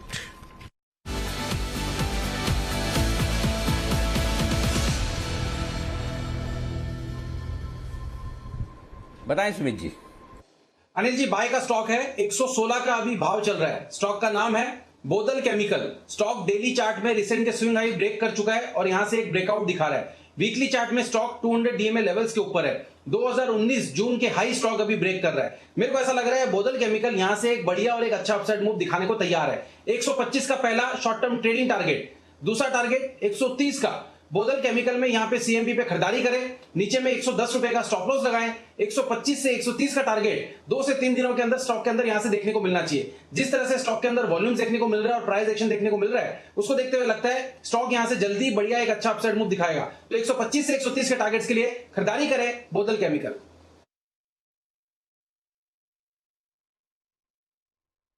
ओके, तो ये है आपके लिए राय। एक केमिकल स्टॉक बोदल केमिकल यहां पर खरीदारी करने का इरादा रखते हैं सुमित जी 125 और 130 के टारगेट के लिए। एक्शन भरपूर है कमोडिटीज में, चाहे वो केमिकल्स हो, मेटल्स हो या फिर खाने पीने की चीजें। जी हाँ, वहां पर भी तेजी भरपूर है और इसी के दम पर ढेर सारे स्टॉक ढेर सारे सेक्टर से एक्शन में। उनमें से एक सेक्टर है कॉफी का। कॉफी सेक्टर यानी कि कॉफी से जुड़ी हुई कंपनियां जबरदस्त एक्शन में। आशीष चतुर्वेदी हमारे साथ है इस वक्त बताने के लिए क्यों हो रही है इतनी तेजी। आशीष बताइए। अनिल जी, कॉफ़ी स्टॉक्स में काफ़ी बढ़िया तेज़ी देखी जा रही है क्योंकि कॉफ़ी की कीमतों में अगर आप देखें तो पिछले 3 महीने में काफ़ी बड़ा उछाल देखने को मिला और इसके पीछे का कारण है, लगातार हमने बताया कि ब्राज़ील में जो सूखा है, इस बार का सूखा बहुत गंभीर है। बाजार के जानकार ऐसा मान रहे हैं कि पिछले 100 साल में ऐसा सूखा नहीं पड़ा जैसा इस बार देखने को मिल रहा है, जिसके चलते देखिए उत्पादन, क्योंकि ब्राज़ील बहुत सिग्निफिकेंट है कॉफ़ी प्रोडक्शन में देखें तो पूरी दुनिया का नंबर 1 है कॉफ़ी प्रोड्यूसिंग कंट्री। तो वहाँ पर अगर थोड़ी सी भी समस्या होती है तो उसका इम्पैक्ट ग्लोबल मार्केट्स पर देखने को मिलता है। तो आप देखिए कि कॉफ़ी की कीमतें, जैसा कि मैं बता रहा हूँ आपको कि अरेबिका के फ्यूचर्स अगर आप देखें तो पिछले 3 महीने में 18% का उछाल वहाँ पर देखने को मिला है। रोबिस्टा फ्यूचर्स अगर आप देखें तो पिछले 3 महीने में 30% की तेज़ी वहाँ पर देखने को मिली है क्योंकि सूखा है, प्रोडक्शन कट है। लेकिन खास बात ये भी है कि एक रिपोर्ट में देख रहा था United states department of agriculture की तरफ से, जहां पर यह कहा जा रहा है कि कॉफ़ी का कंजम्पशन फिलहाल अगर आप देखेंगे तो ऑल टाइम हाई पर चल रहा है। 2017 में टॉप बनाया तो उसके ऊपर भी चला गया है। कॉफ़ी का कंजम्पशन ग्लोबल पैंडेमिक के बाद काफ़ी तेज़ी से बढ़ता हुआ नजर आया क्योंकि जो घरेलू कंजम्पशन है, इन हाउस कंजम्पशन, और खासतौर पर अगर आप देखें तो पैंडेमिक के बाद से जो इंस्टेंट कॉफ़ी का कंजम्पशन है वो लगातार कई देशों में बढ़ता गया है। और साथ ही साथ जैसे कि यूरोप में, यूके में जो चीज़ें सामान्य हो रही हैं, ओपन अप हो रही हैं, कैफ़ेज़ खुल रहे हैं, उसका भी एक असर जो है सीधे तौर पर देखने को मिलता है मांग के चलते, और इसका ही असर देखने को मिल रहा है। एक और इंटरेस्टिंग फैक्ट ये भी है कि अगर आप देखें कि जो बड़े ग्लोबल निवेशक हैं वो क्या कर रहे हैं कि एक नेचुरल हेज के तौर पर, क्योंकि काफ़ी सारे देशों में, कई देशों में जो इन्फ्लेशन की समस्या है वो बढ़ती जा रही है, इन्फ्लेशन बढ़ रहा है, इसके चलते जो कमोडिटी बेस्ड फंड्स हैं, ETFs हैं, इसमें बाइंग कर रहे हैं, तो इसका भी असर देखने को मिलता है। अब वियतनाम भी देखें तो वो भी काफ़ी बड़ा कॉफ़ी प्रोड्यूसिंग कंट्री है। वहाँ पर अगर आप देखें तो जो फ्रेट की लागत है, शिपिंग कॉस्ट है, वो लगातार बढ़ता जा रहा है। तो क्या कर रहे हैं कि जो प्रोड्यूसर्स हैं वो कॉफ़ी की कीमतों में इसे ऐड ऑन कर रहे हैं, पास ऑन कर रहे हैं ग्राहकों को। तो इसका जो एक पूरा सिनेरियो बन रहा है वो कॉफ़ी प्राइसेस को लेकर काफ़ी सपोर्टिव है और कीमतों में काफ़ी बड़ा उछाल देखने को मिल रहा है। आप यूएस कॉफ़ी के फ्यूचर्स के चार्ट देखेंगे तो वहाँ पर भी आपको नजर आएगा कि अच्छी एक तरफा तेज़ी देखी गई थी। उसके बाद थोड़ा सा जब ग्लोबल कमोडिटी प्राइसेस में करेक्शन देखने को मिला था तब थोड़े से नीचे आए थे, लेकिन अब फिर से जो है अप ट्रेंड रिज्यूम कर लिया है और पिछले कई दिनों में अगर आप देखें तो अच्छी तेज़ी देखने को मिली है। और इसका सीधा इम्पैक्ट देखिए दो कंपनीज हैं भारत में लिस्टेड जहां पर आपको देखने को मिलेगा। पहला आता है टाटा कॉफ़ी, यहाँ पर क्योंकि इनकी भी करीब 70 से 80% जो आय है वो एक्सपोर्ट के माध्यम से आती है। CCL प्रोडक्ट्स भारत में इंस्टेंट कॉफ़ी का नंबर 1 प्रोड्यूसर है और यहाँ पर भी बड़ा इम्पैक्ट देखने को मिलेगा क्योंकि इनकी करीब 100% जो आय है वो एक्सपोर्ट से आती है। तो इन दो कंपनीज पर खास नजर रखिएगा।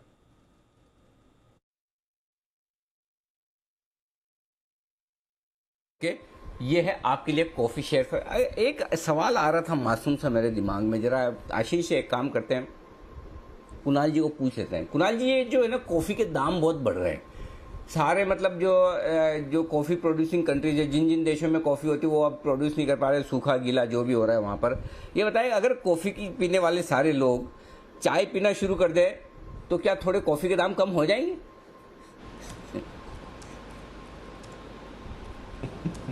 अनिल जी बहुत ही नेक विचार है। अनिल जी देखिए पहले अनिल जी लोग बुलाते थे चाय पर, जो भी न्योता देता था वो कहता था कि मेरे घर चाय पीने आना।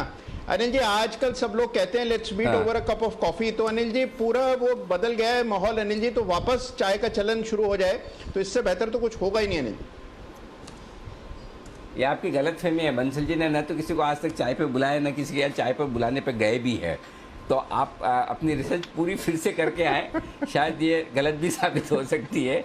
अलग अलग आदमी के अलग आमतौर पर लोग को कॉफ़ी पे आइए तो ऐसा लगता है थोड़ा आप हाई स्टैंडर्ड की बात करें, चाय पे बुलाए तो ऐसा लगता है कि अरे ठीक है आ जाओ चाय पीने आ जाना। तो दोनों में थोड़ा सा फर्क है। जी चोपड़ा साहब कुछ कह रहे हैं आपको। जी चोपड़ा साहब बताएं। अनिल जी ये चाय प्राइमरली जो देन है वो अंग्रेजों की देन है, और अंग्रेज जहाँ जहाँ भी गए वो चाय अपने साथ लेके गए। मगर जो कॉफ़ी है प्राइमरली वो साउथ अमेरिकन कॉन्सेप्ट है, और जो अमेरिकाज में और साउथ अमेरिका में पी जाती है वो जनरली कॉफ़ी पी जाती है, और वहाँ से फिर वो अरब में अरेबियन जैसे कॉफ़ी अरेबिका आती है इंडिया में, तो वहाँ से India was not a producer of coffee ever. तो एक अच्छा खासा तबका है दुनिया का जहाँ पे सिर्फ कॉफ़ी पी जाती है, और एक तबका है जहाँ पे चाय पी जाती है। तो भारत में क्योंकि आसाम और काफी अलग इलाकों में चाय होती है, तो ये अंग्रेजों के दिन अंग्रेज जब तक भारत नहीं आए थे तो बहुत ज्यादा चाय का प्रचलन नहीं था, ना ही कॉफी का था। हमारे यहाँ तो देसी पे पिए जाते थे, देसी छाछ वगैरह। मगर नो डाउट मुझे लगता है कि coffee drinkers are much higher than tea drinkers. तो ये मेरा व्यू है। तो निश्चित रूप से कॉफी के जो स्टॉक्स हैं वो अच्छा करेंगे, खास करके टाटा कॉफी जो मुझे बहुत पसंद है। तो गिरावट में टाटा कॉफी लेने को मेरे बहुत ही बढ़िया, बेहद इंटरेस्टिंग इंसाइट हमें चोपड़ा साहब ने बताई कि कॉफ़ी अमेरिका से आई है, चाय अंग्रेज दे गए। ये बात तो बिल्कुल सही है। और ये कुणाल जी के इतने चाय पीने के पीछे कारण भी है कि विदेशों में रहकर आए हैं, वो आते अभी गई नहीं है। हालांकि हमें भी लगता है अगर पीने को मिले तो पीने में कोई हर्ज नहीं, पिलानी पड़े तो ही चाय के बारे में सोचना चाहिए कि अच्छी है या खराब। जी कुणाल जी। हाँ अनिल जी हालांकि देखिए बिल्कुल चोपड़ा जी दुरुस्त फरमा रहे हैं कि भाई देखिए चाय आई है, अंग्रेज लेकर आए भारत में चाय। लेकिन अनिल जी जिस तरह भारत में चाय बनने लगी है, इलायची कूटकर अनिल जी उसमें लौंग इलायची डाली जाती है, ये अनिल जी दुनिया में कहीं नहीं होता, ये भारत का फिनोमेना है। तो इसको पूरी तरह स्वदेशी मान लिया जाना चाहिए अनिल। और नॉर्थ में तो ऐसी चाय पीते हैं, मसाले वाली चाय जिसको कहते हैं हम, मतलब मौका लगे तो एक तड़का ही लगा दे उसमें, वो बघार जो बोलते हैं ना, नमक मिर्च और तेल वाला, वही बाकी रह गई। बाकी तो इतने मसालेदार वाली जितना अदरक और काली मिर्च भर के कूट के डालते हैं। और ये मतलब बताया भी ये जाता है कि ढंग से काम करो नहीं तो अदरक की तरह कूट दूंगा, वैसा वाला हाल है। आइए बढ़ते आगे। विश्वेश जी तैयार है, उनके लिए एक बिल्कुल विश्वेश का विशेष।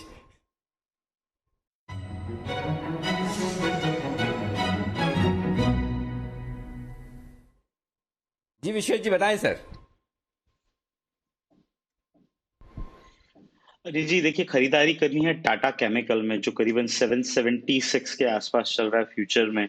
और मेरे हिसाब से कल हमारे पैनल पे काफी लोगों ने रिकमेंड किया था, और एक उसके बाद पुल बैक आया है। मुझे लगता है ये पुल बैक बहुत ही बढ़िया अपॉर्चुनिटी है स्टॉक में वापस री एंट्री करने की। बहुत बड़ा स्टॉप लॉस नहीं होगा यहाँ पे 770 का, मतलब मान ले 6-7 रुपए का स्टॉप लॉस, लेकिन जो टारगेट बन के आ रहे हैं वो काफी बड़े हैं। 800 और 830 के टारगेट्स के लिए मुझे लगता है टाटा केमिकल को खरीदना चाहिए। कल जिस हिसाब से ब्रेकआउट आया था उसके बाद भी ये जो पुल बैक है, पुल बैक में वॉल्यूम नहीं है, और जिस हिसाब से अनवाइंडिंग देखी जा रही है कॉल साइड में, मुझे लग रहा है ये पुल बैक में कॉल राइटर्स है वो अनवाइंडिंग कर रहे हैं। तो that mean the Tata chemical is going to move very sharply in coming days. तो यहाँ पे टाटा केमिकल में खरीदारी करें। टारगेट 800 इन 830 का रहेगा, स्टॉप लॉस 770 का।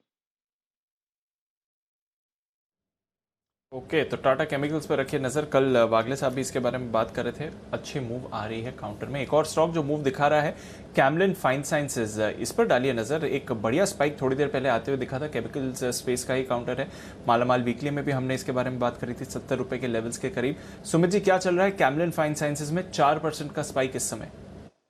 तेजी चल रही है दीपांशु, कैमलिन के अंदर और मूव देखने को मिलेगा। स्टॉक एक तेजी के ट्रेंड में है और पिछले 15 दिनों से स्टॉक ऑलमोस्ट हर रोज तेजी दिखा रहा है। मेरे को ऐसा लग रहा है कि स्टॉक के अंदर यहां से ऊपर में 250 और 250 रुपए तक के लेवल कैमलिन के अंदर देखने को मिल सकते हैं। जिन्होंने भी बाय करके रखा हुआ है होल्ड करें, ट्रेलिंग स्टॉप लॉस का यूज करें। नीचे में स्टॉप लॉस लगाए 207 के आसपास का, और ऊपर में टारगेट बनेगा 225 और उसके बाद 250 रुपए। तो 225 और 250 के टारगेट्स के लिए कैमलिन फाइन साइंसेस पर रखिए नजर। एक और केमिकल स्पेस से जुड़ा काउंटर जहां पर आपको तेजी आती हुई दिख रही है। इसके साथ ही नजर रखिए आप MCX पर। BSE और CDSL की तो हम बात कर ही रहे थे, MCX पर देखिए आज एक बड़ा स्पाइक आते हुए दिख रहा है। बंसल जी, MCX में क्या चल रहा है सर?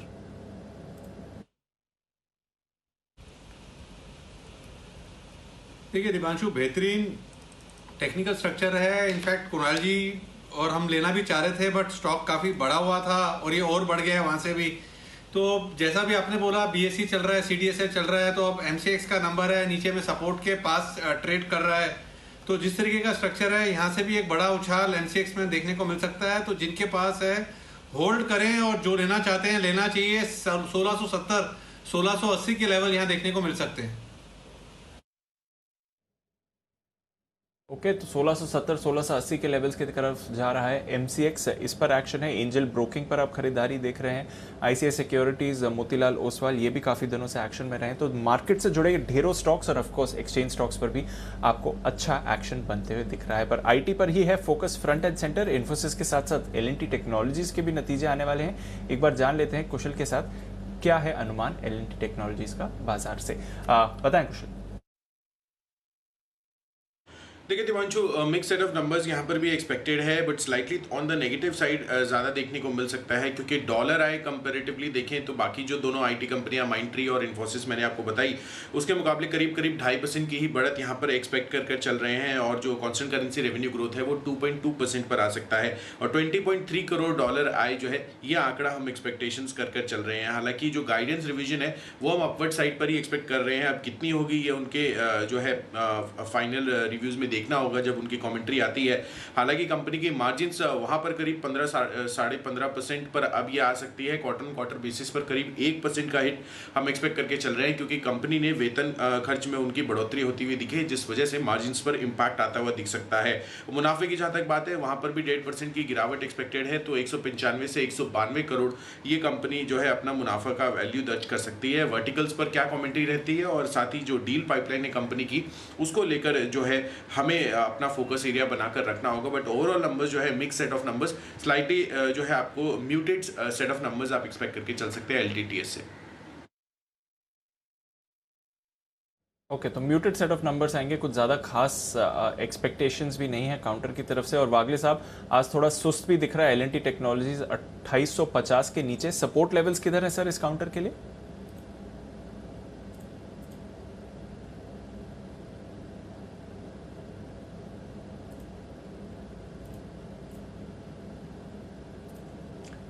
ओके, वागले साहब से ऑडियो नहीं जुड़ पा रहा है। विश्वेश जी, जरा आप राय दे दें, technical view. L&T technologies days low के करीब ट्रेड करते हुए दिख रहा है सर। देखिए दीपांशु, मेरा ये मानना है और मेरा जो स्टैंस होता है वो मोस्टली मैंने देखा है कि वो कंसेंसस से थोड़ा सा अपोजिट होता है।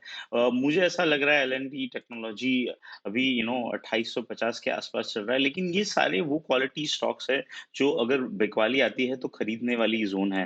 अनफॉर्चुनेटली मुझे लग रहा है because of the result expectation पूरा IT सॉफ्ट है।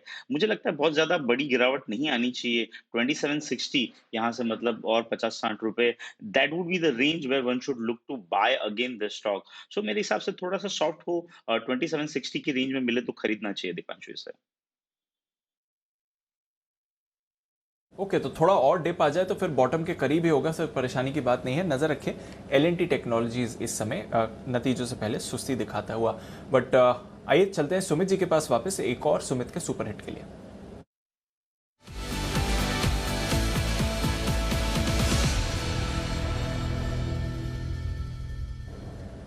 बताएं सुमित जी। दीपांशु, पहले एक अपडेट देना चाहूंगा। सुबह एक कॉल दिया था जिसका नाम था कल्पतरू पावर। स्टॉक देखिए दीपांशु, आप 10% ऊपर है। 475 का जो टारगेट दिया था वो हिट हुआ है और स्टॉक अभी और ऊपर का मूव दिखाने को तैयार है। यानी सुबह वाला स्टॉक दोपहर के सेशन तक टारगेट अचीव कर रहा है और स्टॉक 10% ऊपर है। ट्रेलिंग स्टॉप लॉस लगा के पोजीशंस होल्ड करें, अभी और ऊपर का मूव देखना बाकी है कल्पतरू पावर के अंदर। ये तो हो गया अपडेट। और अब जो स्टॉक मेरे रडार पे आया है उसका भाव चल रहा है 171 स्टॉक का नाम है अरविंद फैशन। अरविंद फैशन में ब्रेकआउट है। अरविंद फैशन अब यहां से ऊपर का मूव दिखाना चाहिए। 180 का इसका पहला टारगेट बनेगा, 190 का इसका दूसरा टारगेट बनेगा। बहुत दिनों के बाद अरविंद फैशन में एक मोमेंटम देखने को मिला है और ऐसा लग रहा है कि स्टॉक यहां से एक बढ़िया और कंटिन्यूसली अच्छा अपसाइड मूव दिखाने को तैयार है। पिछले 3-4 दिनों से स्टॉक रोज अच्छा मूव दिखा रहा है और ये कंटिन्यू करेगा। नीचे के अंदर स्टॉप लॉस लगाना है 163 रुपए का, 163 रुपीज का। स्टॉक का नाम है अरविंद फैशन, टारगेट है 180 और 190। स्क्रीन पे शायद अरविंद दिखाया जा रहा है, मैं अरविंद फैशन की बात कर रहा हूं। बिल्कुल सुमित जी, अरविंद फैशन ही आप दिखा रहे हैं सर, 173 के करीब ट्रेड कर रहा है, 6% की तेजी के साथ खरीदारी करके चलें। 180 और 190 के टारगेट्स आपको यहां पर आते हुए दिखेंगे। अरविंद लिमिटेड में हमने एक्शन देखा है, पर अरविंद फैशन ये है एक स्टॉक जहां पर आपको रखनी है नजर और बढ़िया तेजी के लिए तैयार होते हुए दिख रहा है। इस बीच एक और काउंटर जहां पर तेजी आ रही, कल्पतरू पावर की सुमित जी ने बात करी, CESC पर भी डालिए नजर। कुणाल जी, कल की चार्ट कॉर्नर पिक आज बढ़िया मोमेंटम दिखा रही है, 850 के करीब BTST करके जाना चाहिए सर इस पे?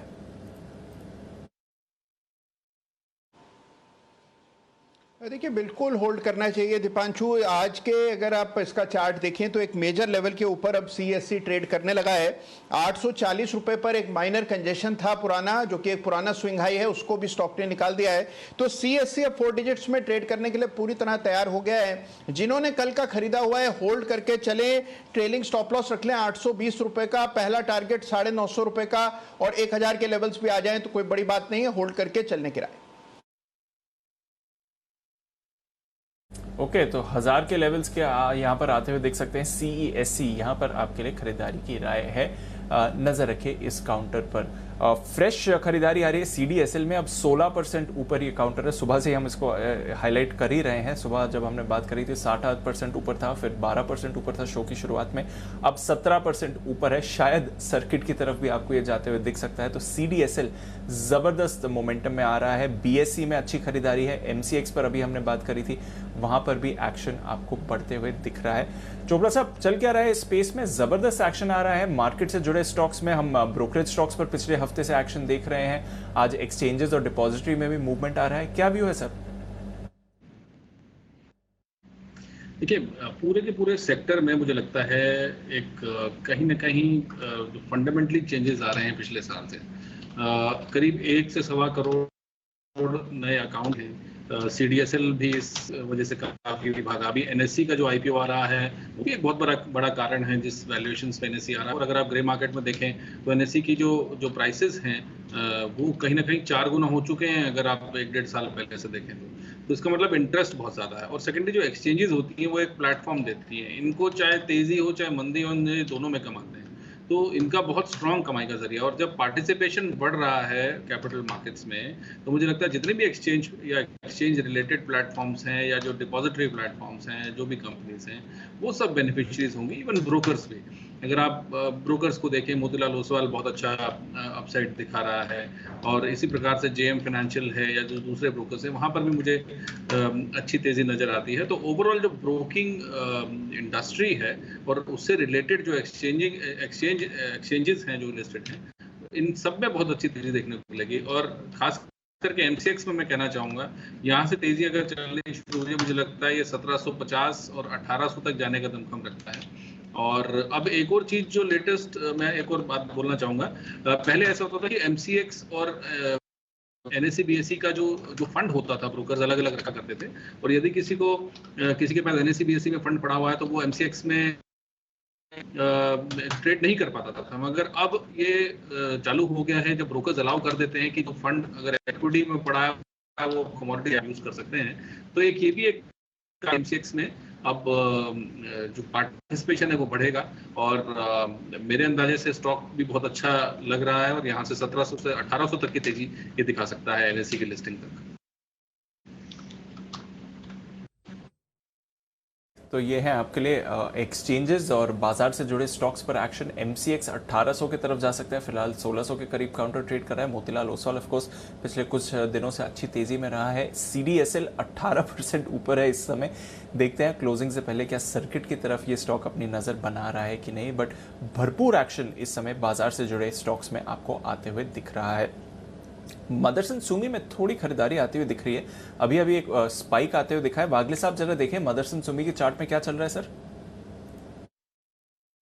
250 तक जाते हुए दिखता है। यहाँ से 5 रुपये BTST के लिए लिया जा सकता है। 1.5-2 रुपये का रिस्क, 5 रुपये टारगेट, ये ट्रेड सेटअप बैठेगा। लेकिन 250 क्रॉस करने के बाद सस्टेन करेगा तो फिर 270, 275 की बड़ी वाली मूव आएगी।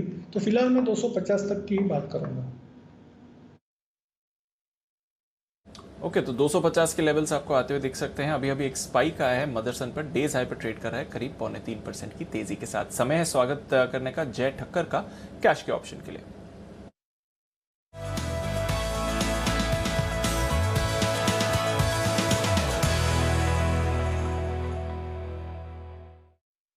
स्वागत है जय, गुड आफ्टरनून। बताएं क्या है स्ट्रैटेजी इस समय? Hi, very good afternoon to you Deepanshu and very good afternoon to you Anil ji. Deep, पहले तो एक छोटा सा अपडेट दे देता हूँ। जो सुबह 15,650 का कॉल दिया था 138 का, उसने हाई लगा लिया है 183 का, तो वहाँ पे अच्छा प्रॉफिट हो रहा है। वहाँ पे वही सलाह दी है कि अगर प्रॉफिट बुक करना है किसी को तो कर सकते हैं, तो ट्रेल भी कर सकते हैं, बट ओवरऑल ट्रेंड तो पॉजिटिव है। अब एक फ्रेश रिकमेंडेशन मैं दे रहा हूँ, वो है 15,700 का कॉल ऑप्शन खरीदने का। मुझे अभी भी निफ्टी में तेजी लग रही है, 134 के आसपास से ट्रेड कर रहा है। दीप, इसको खरीदना है 81 के स्टॉप लॉस के साथ। 184 से लेकर 198 ये दो टारगेट्स के लिए खरीदना है। 184 198 ये दो टारगेट्स रहेंगे 15,700 के कॉल ऑप्शन के। दीप, मुझे ऐसा लग रहा है कि निफ्टी में हमें 15,920 जो लेवल्स है वो फिर से एक बार देखने मिलने चाहिए। इनफैक्ट मॉर्निंग में भी यही सलाह थी, अभी भी यही है। एंड बैंक निफ्टी में जो हिसाब से एक रिवर्सल आया, बहुत ही एक अच्छा सपोर्ट किया है आज। साथ ही साथ मुझे ऐसा लग रहा है कि मेटल्स में भी एक अच्छा हमें मूव देखने मिलेगा ऊपर में, जिसका भी सहारा निफ्टी को मिलेगा गोइंग फॉरवर्ड। दीप, मुझे ऐसा लग रहा है। और बैंक निफ्टी अगर आई विल बी हैप्पी कि अगर 36,000 के पार निकल जाए, बिकॉज वही लेवल्स के आसपास हमें प्रॉफिट बुकिंग वहाँ पे देखने मिली है, जैसे निफ्टी में 15,900 के आसपास देखने मिली। तो अगर 36 निकल गया ये टाइम 36,000, देन आई थिंक बहुत ही एक स्ट्रॉन्ग मूव वहाँ पे देखने मिलेगा। So Nifty as of now risk reward वहाँ पे थोड़ा ज़्यादा फेवरेबल है। बैंक निफ्टी हम 36,000 के ऊपर फिर से देंगे। सो निफ्टी यहाँ पे लॉन्ग करके जा सकती है कॉल ऑप्शन के थ्रू 15,700 का कॉल। ओके, लगातार निफ्टी पर कॉल ऑप्शंस खरीदवा रहे हैं जय, और कन्विक्शन भी रहा है उनका बाजार की तेजी पर। 15,600 आज 650 आज सुबह जय ने खरीदारी की राय दी थी। वहां पर आप चाहें तो मुनाफा बुक कर सकते हैं। और अब 15,700 की कॉल खरीदनी है। कल क्लोजिंग के समय आपको याद होगा कैश के ऑप्शन में जय ने 15,600 की कॉल खरीदाई थी। तो अब देखिए वहां से और कन्विक्शन जय का बढ़ते हुए दिख रहा है। तो सर, बढ़िया कन्विक्शन और बाजार में भी तेजी, और जैसे आप कह रहे थे 100 पॉइंट्स का गैप तो अभी भी है निफ्टी को जो फुल करना है। बिल्कुल ठीक बात है। तो ये है आपके लिए सारे के सारे एक्शन वाले स्टॉक्स। आइए बढ़ते आगे, वक्त है बैन से बेनिफिट का।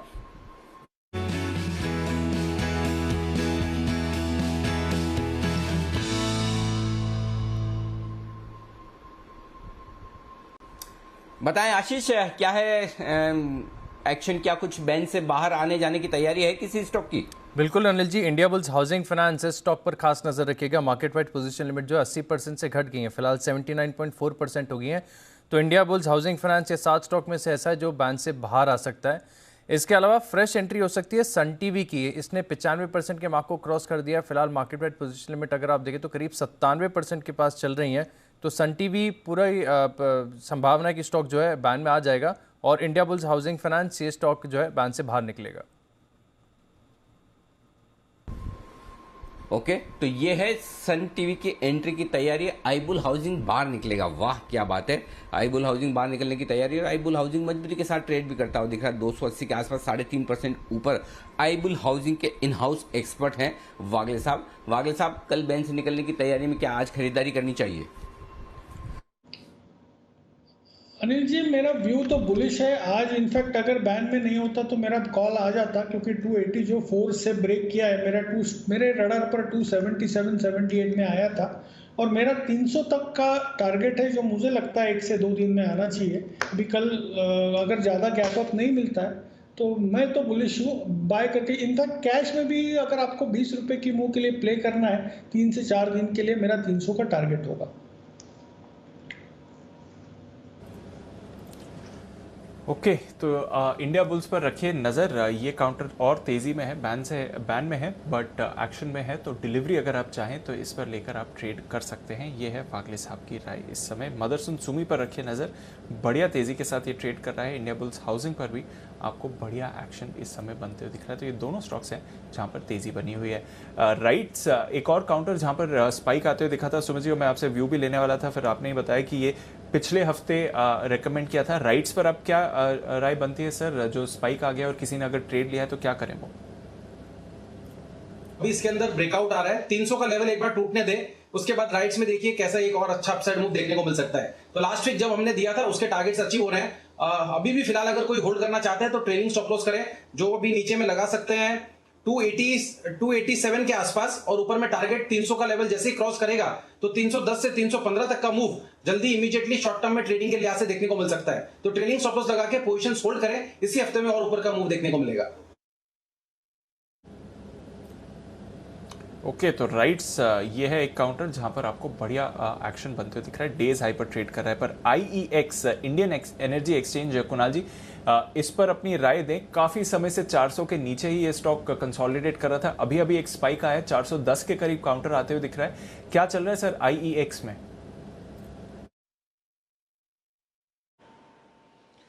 देखिए, बहुत ही जबरदस्त चार्ट है दीपांशु, क्लियर ब्रेकआउट है। अभी चर्चा हम लोग BSE, CDSL इन तमाम शेयर्स की कर रहे थे, तो ये भी एक्सचेंज है और एक बड़ा ब्रेकआउट चार्ट पर आता हुआ दिख रहा है। तो मेरी राय में जिनके पास भी है बिल्कुल बाय करके रखना चाहिए। नई खरीदारी भी इन स्तरों पर कर सकते हैं क्योंकि एक फ्रेश ब्रेकआउट चार्ट पर दिख रहा है, और मुझे लगता है कि 430 के लेवल्स आपको इसमें जल्द आते हुए दिखेंगे। तो IEX पर बिल्कुल मेरी पुरजोर खरीदारी की राय। ओके, खरीदारी करने की राय है आपके लिए IEX इंडियन एनर्जी एक्सचेंज। ये भी एक्शन में आता हुआ दिख रहा है।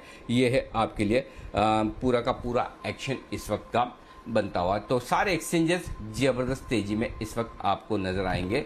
ये है आपके लिए तो पूरा का पूरा। इस बीच एक बिग ब्रेकिंग आपके लिए आती हुई दिख रही है और ये खबर आपके लिए बड़ी काम की खबर है। कल बुधवार है और कल होने वाली एक कैबिनेट की एक अहम बैठक, और इस कैबिनेट की अहम बैठक में टेक्सटाइल सेक्टर को लेकर कुछ बड़े ऐलान होने की उम्मीद है। यह है जी बिजनेस की बड़ी और एक्सक्लूसिव खबर आपके लिए आती हुई दिख रही है। ये जी बिजनेस एक्सक्लूसिव खबर है। कल की कैबिनेट की बैठक में आपके लिए टेक्सटाइल सेक्टर को लेकर कुछ बड़े ऐलान की तैयारी में है। तो टेक्सटाइल स्टॉक में जबरदस्त एक्शन है और टेक्सटाइल एक्सपोर्ट करने वाली कंपनियों के लिए ज़्यादा अच्छी खबर है। तो टेक्सटाइल एक्सपोर्ट को लेकर एक स्कीम है ROSL। इस स्कीम को 2024 तक बढ़ाने को मंजूरी दी जाएगी। मैं आपको पूरी डिटेल्स बता दूं कि क्या कुछ होने जा रहा है। तो इस वक्त की सबसे बड़ी खबर यह है कि कल की कैबिनेट की बैठक में टेक्सटाइल सेक्टर को लेकर बड़ा फोकस रहने वाला है। ये एक स्कीम है जिसमें rebate of state levies scheme, यानी कि स्टेट राज्य जो कुछ भी लेवीज यानी टैक्स लगाते हैं उसकी रिबेट इन टेक्सटाइल कंपनियों को मिलती है। ये स्कीम 7 मार्च को डिसकंटिन्यू कर दी गई थी, लेकिन अब एक्सपोर्ट की डिमांड को देखते हुए गारमेंट्स और जो मेडअप एक्सपोर्ट हैं उनके लिए अब ये स्कीम 2024 तक एक्सटेंड करने की तैयारी में है। तो एक्सपोर्ट करने वाली, खासतौर से एक्सपोर्ट करने वाली जो सरकारी जो एक्सपोर्ट करने वाली जो कंपनियां हैं उन पर सरकार का फोकस है, उन पर नजर रखिए। 4 स्टॉक आपके ध्यान में रखिए। अरविंद फैशंस, अरविंद लिमिटेड जो एक्सपोर्ट करने वाली कंपनियां हैं, इसके अलावा बॉम्बे डाइंग और वेल्सपन इंडिया। एक एक करके हम इन स्टॉक्स पर फोकस करेंगे, लेकिन इस वक्त सबसे बड़ी खबर जो आती दिख रही है, पहले स्वाति से पूछ लिया जाए। स्वाति बताइए क्या है खबर? अनिल जी, आपने बराबर पूरी खबर बताई दी। टेक्सटाइल सेक्टर के लिए बड़ी खबर, कल कैबिनेट में जो अप्रूवल आएगा वो ROSL स्कीम एक्सटेंड करने की बात है। अगले 3 साल और यहाँ पर इसको एक्सटेंड किया जाएगा, विच एसेंशियली मीन्स कि एक्सपोर्टर्स के लिए बहुत अच्छा एक न्यूज है। बहुत समय से ये मांग थी और सेक्टर ये माना गया कि ROSL स्कीम जो कि डिसकंटिन्यू करी थी, आपने सही कहा, 2019 7 मार्च को, उसको अब वापस लाके स्पेशली गारमेंट एक्सपोर्टर्स के लिए ये एक एक्सटेंशन दिया जाएगा 2024 तक, जो कि इस सेक्टर में जो कंपनीज एक्सपोर्ट करती हैं उनके लिए एक बड़ी राहत की बात है। काफी पैसा उनका अटक गया था, वो रिलीज होगा और उसकी वजह से ये सेक्टर के लिए एक पॉजिटिव न्यूज है। और ये कल कैबिनेट में डेफिनेटली अप्रूव होने की तैयारी में है सर। तो ये कल 11 बजे प्रेस कॉन्फ्रेंस होगी और वहां पर इसकी अनाउंसमेंट आप सुन सकते हैं और विस्तार में एग्जैक्टली सरकार के इस पर क्या प्लान है। और टेक्सटाइल को लेकर हम पहले भी लगातार आपको बताते आ रहे हैं कि PLI स्कीम और उसके अलावा मेगा क्लस्टर बनाने की बात है, एक्सपोर्ट बढ़ाने की बात है, तो उसी डायरेक्शन में सरकार जा रही है और यहाँ एक्सपोर्टर्स के लिए एक बढ़िया रिबेट मिलते हुए ये स्कीम एक्सटेंड करने की बात हो रही है सर। तो ये है बड़ी खबर इस वक्त टेक्सटाइल कंपनियों को लेकर आती हुई दिख रही है आपकी स्क्रीन पर, और टेक्सटाइल कंपनियों को लेकर जो बड़ी खबर है उस पर फोकस कीजिए। कल कैबिनेट में टेक्सटाइल सेक्टर को लेकर बड़े ऐलान हो सकते हैं। ROSL स्कीम को 2024 तक मंजूरी मिल सकती है, यानी कि वो कंपनियां, वो घरेलू कंपनियां जो एक्सपोर्ट करती है उन पर फोकस कीजिए। और एक्सपोर्ट करने के लिए आज से, और अभी अरविंद फैशंस इस स्टॉक का जिक्र अभी सुमित जी ने किया था। सुमित जी, एक बार जल्दी से इसके चार्ट्स फिर से देखिए और बताइए इसके रिवाइज टारगेट्स। बिल्कुल अनिल जी, लग रहा है इसी न्यूज की वजह से ये सब स्टॉक्स में मोमेंटम देखने को मिल रहा था। कल हमने रेमंड किया था रिकमेंड, वेल्सपन इंडिया को रेकमेंड किया था, और आज अरविंद फैशन। इन सब के चार्ट्स में हलचल और मोमेंटम देखने को मिल रहा था, तो लगता है इसी न्यूज का इंपैक्ट है। और यहां से अभी और ऊपर का मूव यहां से स्टॉक के अंदर देखने को मिल सकता है। 180, 190 ये लेवल्स अरविंद फैशन के अंदर देखने को मिलने चाहिए। जिन्होंने भी पोजीशंस बनाई है होल्ड करें, मोमेंटम जस्ट स्टार्ट हुआ है, यहां से अच्छा मूव ऊपर की तरफ देखने को मिल सकता है। अरविंद फैशन में अब भी और तेजी बन सकती है। एक और स्टॉक है जहां पर एक्सपोर्ट्स ज्यादा है और वो है अरविंद लिमिटेड। 46% हिस्सा एक्सपोर्ट का आता है, तो अरविंद लिमिटेड इस पर भी फोकस कीजिए। ये एक और स्टॉक है जहां पर आपकी नजर होनी चाहिए। यहां पर जरा बंसल जी, जरा अरविंद लिमिटेड के चार्ट्स देखिए और बताइए। 46% में वही कंपनियां ढूंढ रहा हूं जिनका ज्यादा हिस्सा एक्सपोर्ट से आता है, ताकि वहां पर एक फोकस किया जा सके। अरविंद लिमिटेड बताइए। देखिए अनिल जी, अरविंद लिमिटेड इस खबर के चलते जो एक ब्रेकआउट देखने को मिल रहा है, 96 रुपीज की एक नेकलाइन को तोड़ रहा है। मार्च 2019 के हाईस के ऊपर स्टॉक निकला है और इस ब्रेकआउट का टारगेट बैठता है 110, 113 का, और यहाँ पे स्टॉप लॉस लगाना चाहिए 92 पर।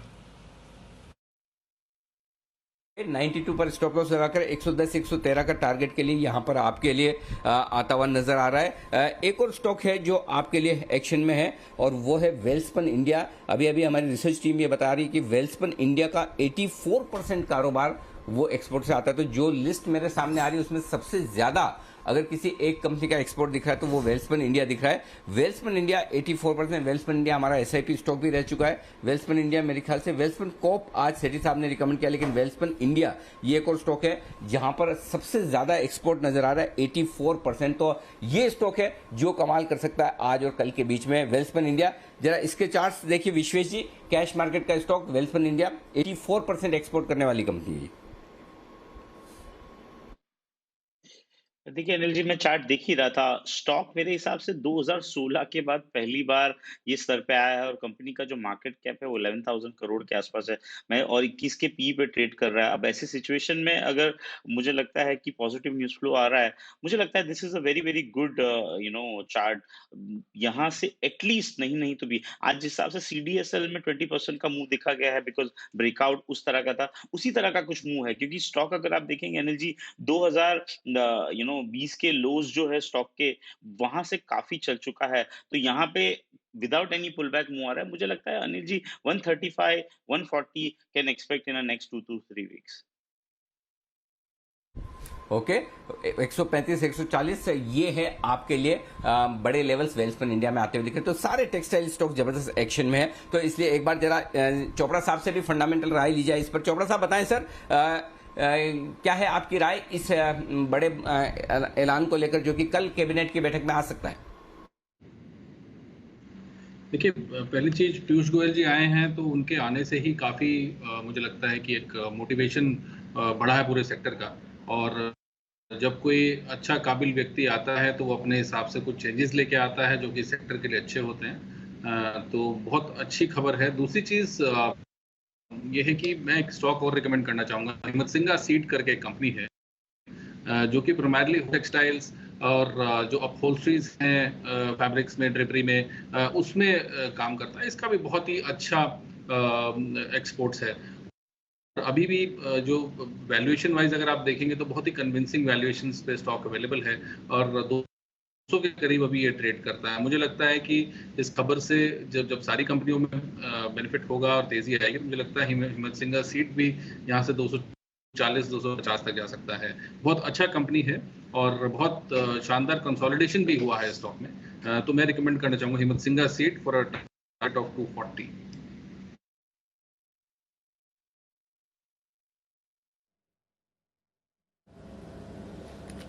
ओके तो ये है आपके लिए इस समय एक्सक्लूसिव खबर का इम्पैक्ट, और सारे के सारे टेक्सटाइल स्टॉक्स पर आपको जबरदस्त तेजी आती हुई दिख रही है। इसके साथ ही कुछ और बड़ी खबरें भी आती हुई दिख रही हैं, उनको भी टच करेंगे। उससे पहले जल्दी से अनिल जी की मार्केट स्ट्रैटेजी इस समय ले लेते हैं।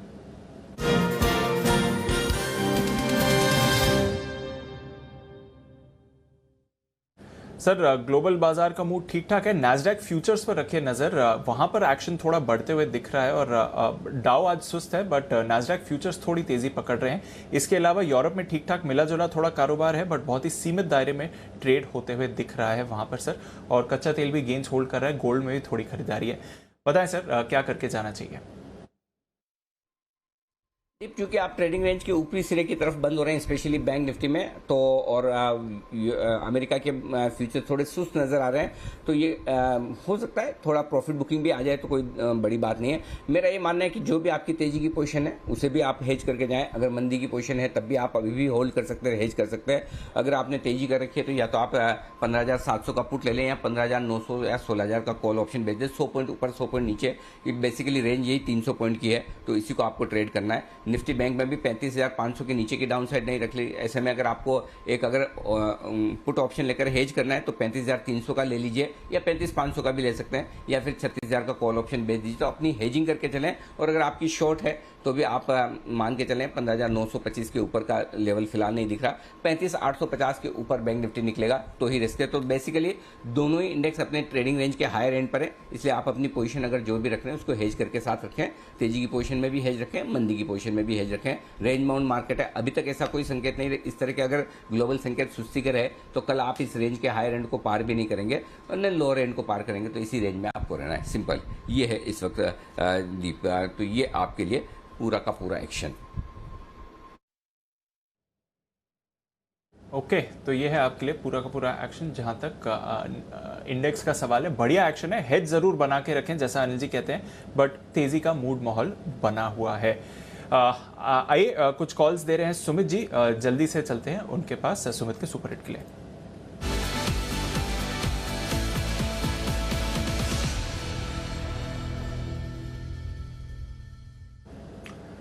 बताएं सर।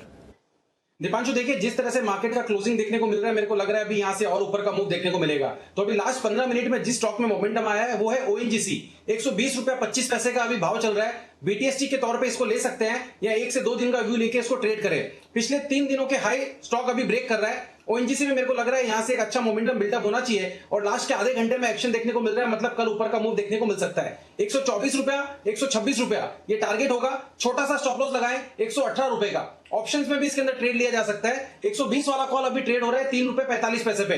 2.5 रुपए का नीचे में स्टॉप लॉस लगाएं, 5 से 6 रुपए का टारगेट होगा। ओएनजीसी का 120 का कॉल 5 से 6 के टारगेट के लिए खरीदारी करें, 2.5 रुपए का स्टॉप लॉस। और कैश के अंदर 124 से 126 के टारगेट के लिए खरीदारी करें, स्टॉप लॉस सिर्फ छोटा सा लगाएं 118 रुपए का। ओके तो यह है आपके लिए ओएनजीसी। सुमित जी मुझे लगा आप एनएमडीसी पर कॉल लेकर आएंगे सर, क्योंकि एनएमडीसी के लिए बड़ी खबर आती हुई दिख रही है। हालांकि एक तरह से बाजार ने एक्सपेक्ट करी थी।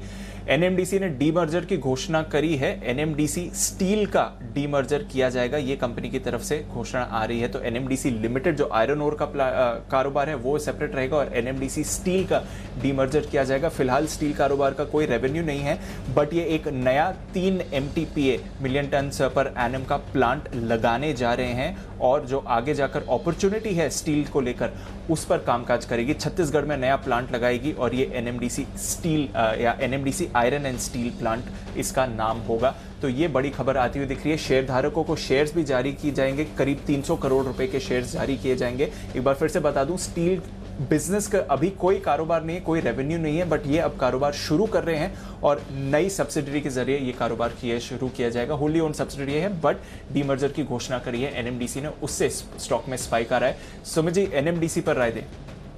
बिल्कुल दीपांशु, मैं ये दूसरा स्टॉक देखने के चक्कर में छूट गया, वरना एनएमडीसी क्लास पिक था और स्टॉक के अंदर यहां से अभी भी मूव देखने को मिल सकता है। 180 रुपया, 185 रुपया ये टारगेट्स ड्यू है, जल्दी देखने को मिलने चाहिए। जिन्होंने बाय करके रखा है होल्ड करें। नीचे में 167, 168 का सपोर्ट है, तो वो स्टॉप लॉस होगा 180 से 185 के टारगेट्स के लिए। ओके, तो 180 से 185 के टारगेट के लिए एनएमडीसी पर रखे नजर। क्लोजिंग से पहले एक क्विक कॉल जय ठक्कर भी देना चाह रहे थे, जय बताएं। जी दीपांशु, मेरा बाय करने का रिकमेंडेशन है आईसीआईसीआई बैंक का 660 के स्ट्राइक का कॉल ऑप्शन। 14 रुपये 70 पैसे के आसपास ट्रेड कर रहा है। दीप, इसको खरीदना है। 9 रुपये 80 पैसे का स्टॉप लॉस रहेगा 9.80 का। 20.20 एंड 23 ये दो टारगेट्स के लिए 660 के स्ट्राइक का in the money call option ICICI bank का वो खरीदना है। बहुत ही क्लियर ब्रेकआउट 660 के ऊपर देखने मिल रहा है दीप आईसीआईसीआई में, और ये मेरे को और कॉन्फिडेंस दे रहा है कि अगर इसी तरह से आईसीआईसीआई बैंक ने कल भी मोमेंटम दिखाया, then I think definitely that will help bank Nifty inching towards 36,000 और उसके पार भी निकल सकता है। तो आईसीआईसीआई बैंक पर भरोसा है प्राइवेट सेक्टर बैंक्स में। ओके, और शुरुआत भी आईसीआईसीआई बैंक के साथ ही हुई थी। वागले साहब ने खरीदारी की राय दी है 680 के टारगेट के लिए। जय की तरफ से ऑप्शन का ट्रेड आ रहा है, 660 का कॉल खरीद कर जाएं। जबरदस्त एक्शन बाजार में, बढ़िया बाउंस बैक आते हुए दिखा, जैसा सुबह हम स्ट्रैटेजी में बात भी कर रहे थे। अनिल जी की तरफ से 450 पॉइंट्स का उछाल निफ्टी बैंक, निफ्टी 100 अंकों से ज्यादा उछलकर 15,800 के ऊपर तैयार। कई सारे स्टॉक्स ने आज किया है पार्टिसिपेट। बैंक्स में बढ़िया तेजी थी, ICICI bank, axis bank, HDFC limited, यहां पर अच्छी तेजी बनती हुई दिखी। टाटा मोटर्स यहां पर अभी खरीदारी की राय आई थी। रिलायंस इंडस्ट्रीज और एचडीएफसी बैंक से आपको सहारा दिखा है। सामने डॉक्टर रेड्डीज पर हल्की नरमी थी 1% नीचे। अदानी पोर्ट्स, एचसीएल टेक्नोलॉजीज थोड़ी सुस्ती दिखाते हुए गए हैं। सीडीएसएल और बीएससी आज के स्टार मूवर से, साथ ही आईईएक्स और एमसीएक्स पर आपने जबरदस्त तेजी देखी है। इसके अलावा एबी फैशन, नजर रखिए इस पर। और टेक्सटाइल कंपनीज के लिए अभी हमने आपको एक्सक्लूसिव खबर दी है, यहां पर अच्छी मूव आती हुई दिख रही है। टायर स्टॉक्स में एमआरएफ, अपोलो टायर्स, जेके टायर्स, ये सारे एक्टिव रहे। इंडिया बुल्स हाउसिंग बैन में था। एनएमडीसी अभी भी खबर आई है स्टील बिजनेस के डीमर्जर की। औरो फार्मा, मदरसन, सन फार्मा, वोल्टास, इंडियन होटल्स, ये भी एक्शन में रहे काउंटर्स। एनटीपीसी यहां पर भी अच्छी तेजी देखी है। तो अनिल जी, जबरदस्त उछाल, 450 पॉइंट्स निफ्टी बैंक उछलकर बंद हो रहा है सर 35,650 के करीब, और 15,800 के ऊपर की क्लोजिंग दे रहा है निफ्टी 100 अंकों से ज्यादा की तेजी के साथ सर। बिल्कुल ठीक बात है दीप। तो ये है आपके लिए बड़े एक्शन वाला दिन, और आज क्लोजिंग फिर से मजबूती के साथ होती दिख रही है 15,815 के आसपास, जिस लेवल का हम सुबह से जिक्र कर रहे थे, एग्जैक्टली वहीं पर जाकर निफ्टी रुका है। आइए बाजार बंद होने के बाद का एक्शन आपके सामने रख दूं। शाम 5 बजे का जो शो है 4:56, वो है दिल क्यों हो रहा बीमार। जी हाँ, हाल ही में दवाई की बिक्री पर एक चौंकाने वाली रिपोर्ट आई है, और उसमें यह खुलासा हुआ है कि देश में दिल की बीमारियों और डायबिटीज की दवाओं पर की जो बिक्री है वो अनाप शनाप बढ़ी है। टॉप 3 दवाएं इन्हीं बीमारियों से जुड़ी है। इंडियन हार्ट एसोसिएशन की एक रिपोर्ट बताती है कि किसी भी दूसरे देश के मुकाबले में हमारे भारतीयों को हार्ट अटैक 20 साल पहले ही आ रहा है।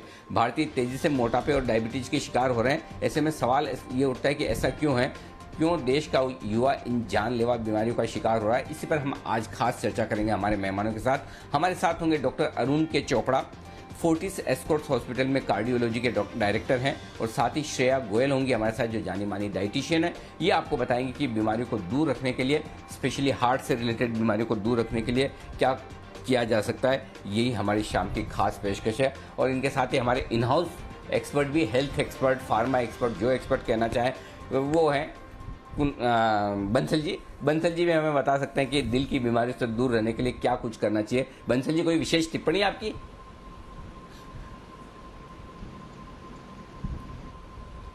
नहीं अनिल जी, ये तो अनिल जी देखिए हंसी मजाक अलग चीज है, जो शाम को एक्सपर्ट्स बताएंगे वही। अनिल जी खुश रहना चाहिए, एक्सरसाइज, व्यायाम, अनिल जी योगा करना चाहिए। और अनिल जी एक चीज बोलना चाहूंगा, आपने पूछा है तो इससे रिलेटेड नहीं है। देखिए अनिल जी, योगा अनिल जी मेरे ऐसे काफी लोग हैं, मतलब कि काफी लोग पैनल पर भी हैं, पैनल के बाहर पर ही हैं, जो सीखना चाहते हैं, करना चाहते हैं।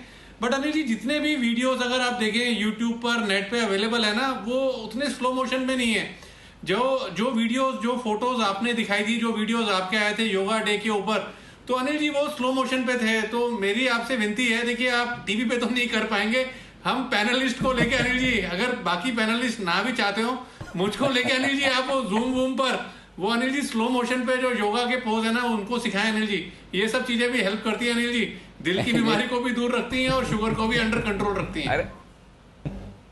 अरे आप समझे नहीं बंसल जी, वो तो सारे जो आप YouTube पे देखते हैं वो सारे योगा एक्सपर्ट है, योगा गुरु है, योगा आचार्य हैं, इसलिए वो फास्ट करते हैं। मैं तो सीखने वाले माहौल वाला आदमी हूँ, मैं स्टूडेंट हूँ इसलिए मैं स्लो करता हूँ। ऐसा नहीं कि मैं बहुत अच्छा हूँ इसलिए स्लो करता हूँ, मैं स्लो ही कर पाता हूँ, लेकिन ठीक कर लेते हैं वो अलग बात है। तो चलिए जहाँ से भी आप सीख पाए, जैसे भी सीख पाए करें जरूर। हार्ट की बीमारी को दूर रखना जरूरी है।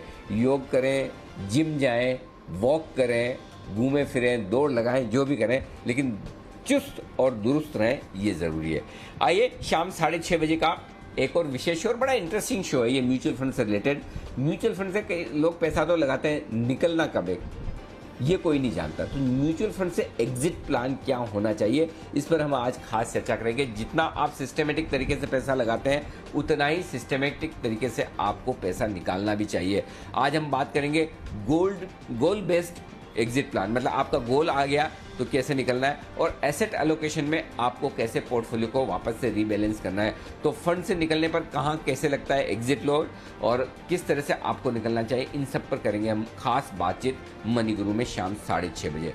अब आइए रात 8 बजे की विशेष आपके लिए एक और हमारी जो बुलेटिन है इंडिया 360 डिग्री, उसकी कवर स्टोरी है तीसरी लहर पर पीएम की चेतावनी। जी हाँ, हिल स्टेशनों पर बढ़ती हुई भीड़, लापरवाह होते हुए लोग और कोरोना को हल्के में लेने पर पीएम मोदी ने चिंता जताई। उन्होंने कहा कि अगर लापरवाही नहीं रुकी तो तीसरी लहर का सामना करना ही होगा।